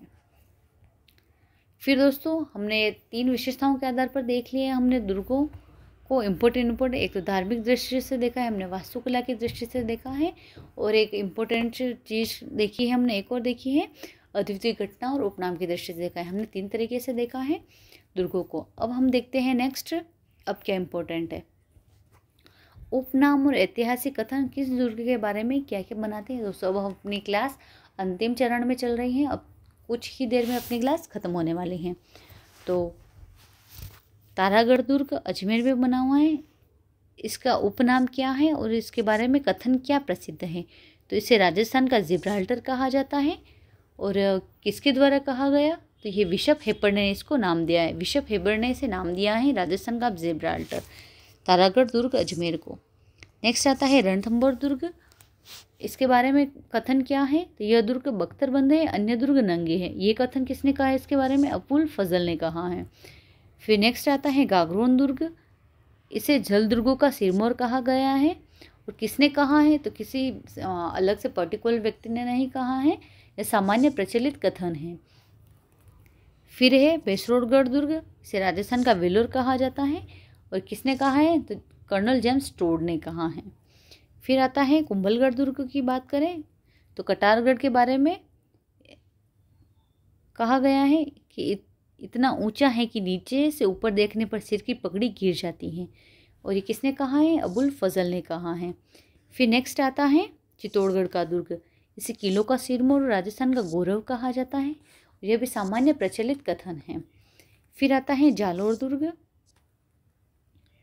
कमल के फूल की तरह खिलने वाला किला, विजया मंदिर गढ़ के लिए इसे कहा जाता है दोस्तों। फिर आता है महत्वपूर्ण मंदिर और मज़ारें आती हैं और इसके अंदर आप जैसलमेर का दुर्ग भी ऐड कर सकते हैं। इसके बारे में भी प्रसिद्ध कथन है कि वहाँ पर जाने के लिए पत्थर की टांगें चाहिए, ऐसा कथन वहाँ उसके लिए भी प्रसिद्ध है दोस्तों। फिर महत्वपूर्ण मंदिरों मज़ारों के लिए कौन कौन से दुर्ग प्रसिद्ध हैं, तो रणथंभौर दुर्ग के अंदर कौन कौन से धार्मिक स्थल हैं, तो ये त्रिनेत्र गणेश मंदिर है, ये राजस्थान का प्रसिद्ध गणेश मंदिर है। फिर नेक्स्ट है चित्तौड़गढ़, इसके अंदर विजय स्तंभ और कीर्ति स्तंभ बने हुए हैं। विजय स्तंभ महाराणा कुंभा द्वारा सारंगपुर विजय, जो कि 1440 के उपलक्ष्य में इसको बनाया गया था विजय के उपरांत। फिर नेक्स्ट आता है अजमेर दुर्ग, अकबर का किला कहते हैं, अकबर ने बनवाया था अजमेर दुर्ग को। ख्वाजा मोइनुद्दीन चिश्ती की दरगाह है अजमेर में, दुर्ग के पास मुगल बादशाहों के आकर्षण का केंद्र रहा है। तारागढ़ दुर्ग अजमेर, इसमें घोड़े की मज़ार बनी हुई है, राजस्थान की एकमात्र घोड़े की मज़ार है। फिर आता है शिवाड़ का किला, शिवाड़ का किला सवाई माधोपुर में है, ये सवाई माधोपुर में है। घुश्मेश्वर महादेव के लिए प्रसिद्ध है और इसे 12 ज्योतिर्लिंग है दोस्तों, उनमें से एक माना जाता है। फिर आता है जालोर दुर्ग, इसके अंदर मलिक शाह की दरगाह है, इसकी मस्जिद बनी हुई है मलिक शाह की मस्जिद, और मुगल कालीन स्थापत्य का मिश्रण है मलिक शाह की मस्जिद। फिर आता है विशिष्ट घटनाएं और स्थापत्य, तो दोस्तों विशिष्ट घटनाएं और स्थापत्य कहाँ से जुड़े हैं दोस्तों, बहुत सारे ऐसे हैं जो डबल बार भी आ रहे हैं दुर्ग, लेकिन फिर भी आपका रिवीजन हो जाएगा और अच्छे से आपको याद रखना है। ये दोस्तों वो चीज़ें हैं जो आपके लिए एक बहुत बूस्टर का काम करेगी। अकबर दुर्ग आता है, इसकी क्या विशेषता है, तो 1616 में सर टॉमस रो ने जहांगीर यहीं से भेंट की, तो यहीं पर अनुमति दी थी भारत में व्यापार करने की। चूरू के किले के बारे में 1814 में चांदी के गोले दागने के लिए प्रसिद्ध हैं। फिर भटनेर दुर्ग राजस्थान का सबसे प्राचीन, ये हमने पढ़ लिया है, किला है और मुस्लिम महिलाओं के जौहर के लिए भी ये इम्पोर्टेंट है। फिर गागरोन दुर्ग बिना नींव के सीधे चट्टान पर खड़ा है, जल दुर्ग का सिरमौर कहते हैं। फिर चित्तौड़गढ़ का दुर्ग 3 साके के लिए प्रसिद्ध है, कब हुआ, 1303 में हुआ, 1534 में हुआ और 1568 में। डीग का किला उत्कृष्ट जल महलों, फव्वारा प्रणाली और कृत्रिम वर्षा के लिए प्रसिद्ध है।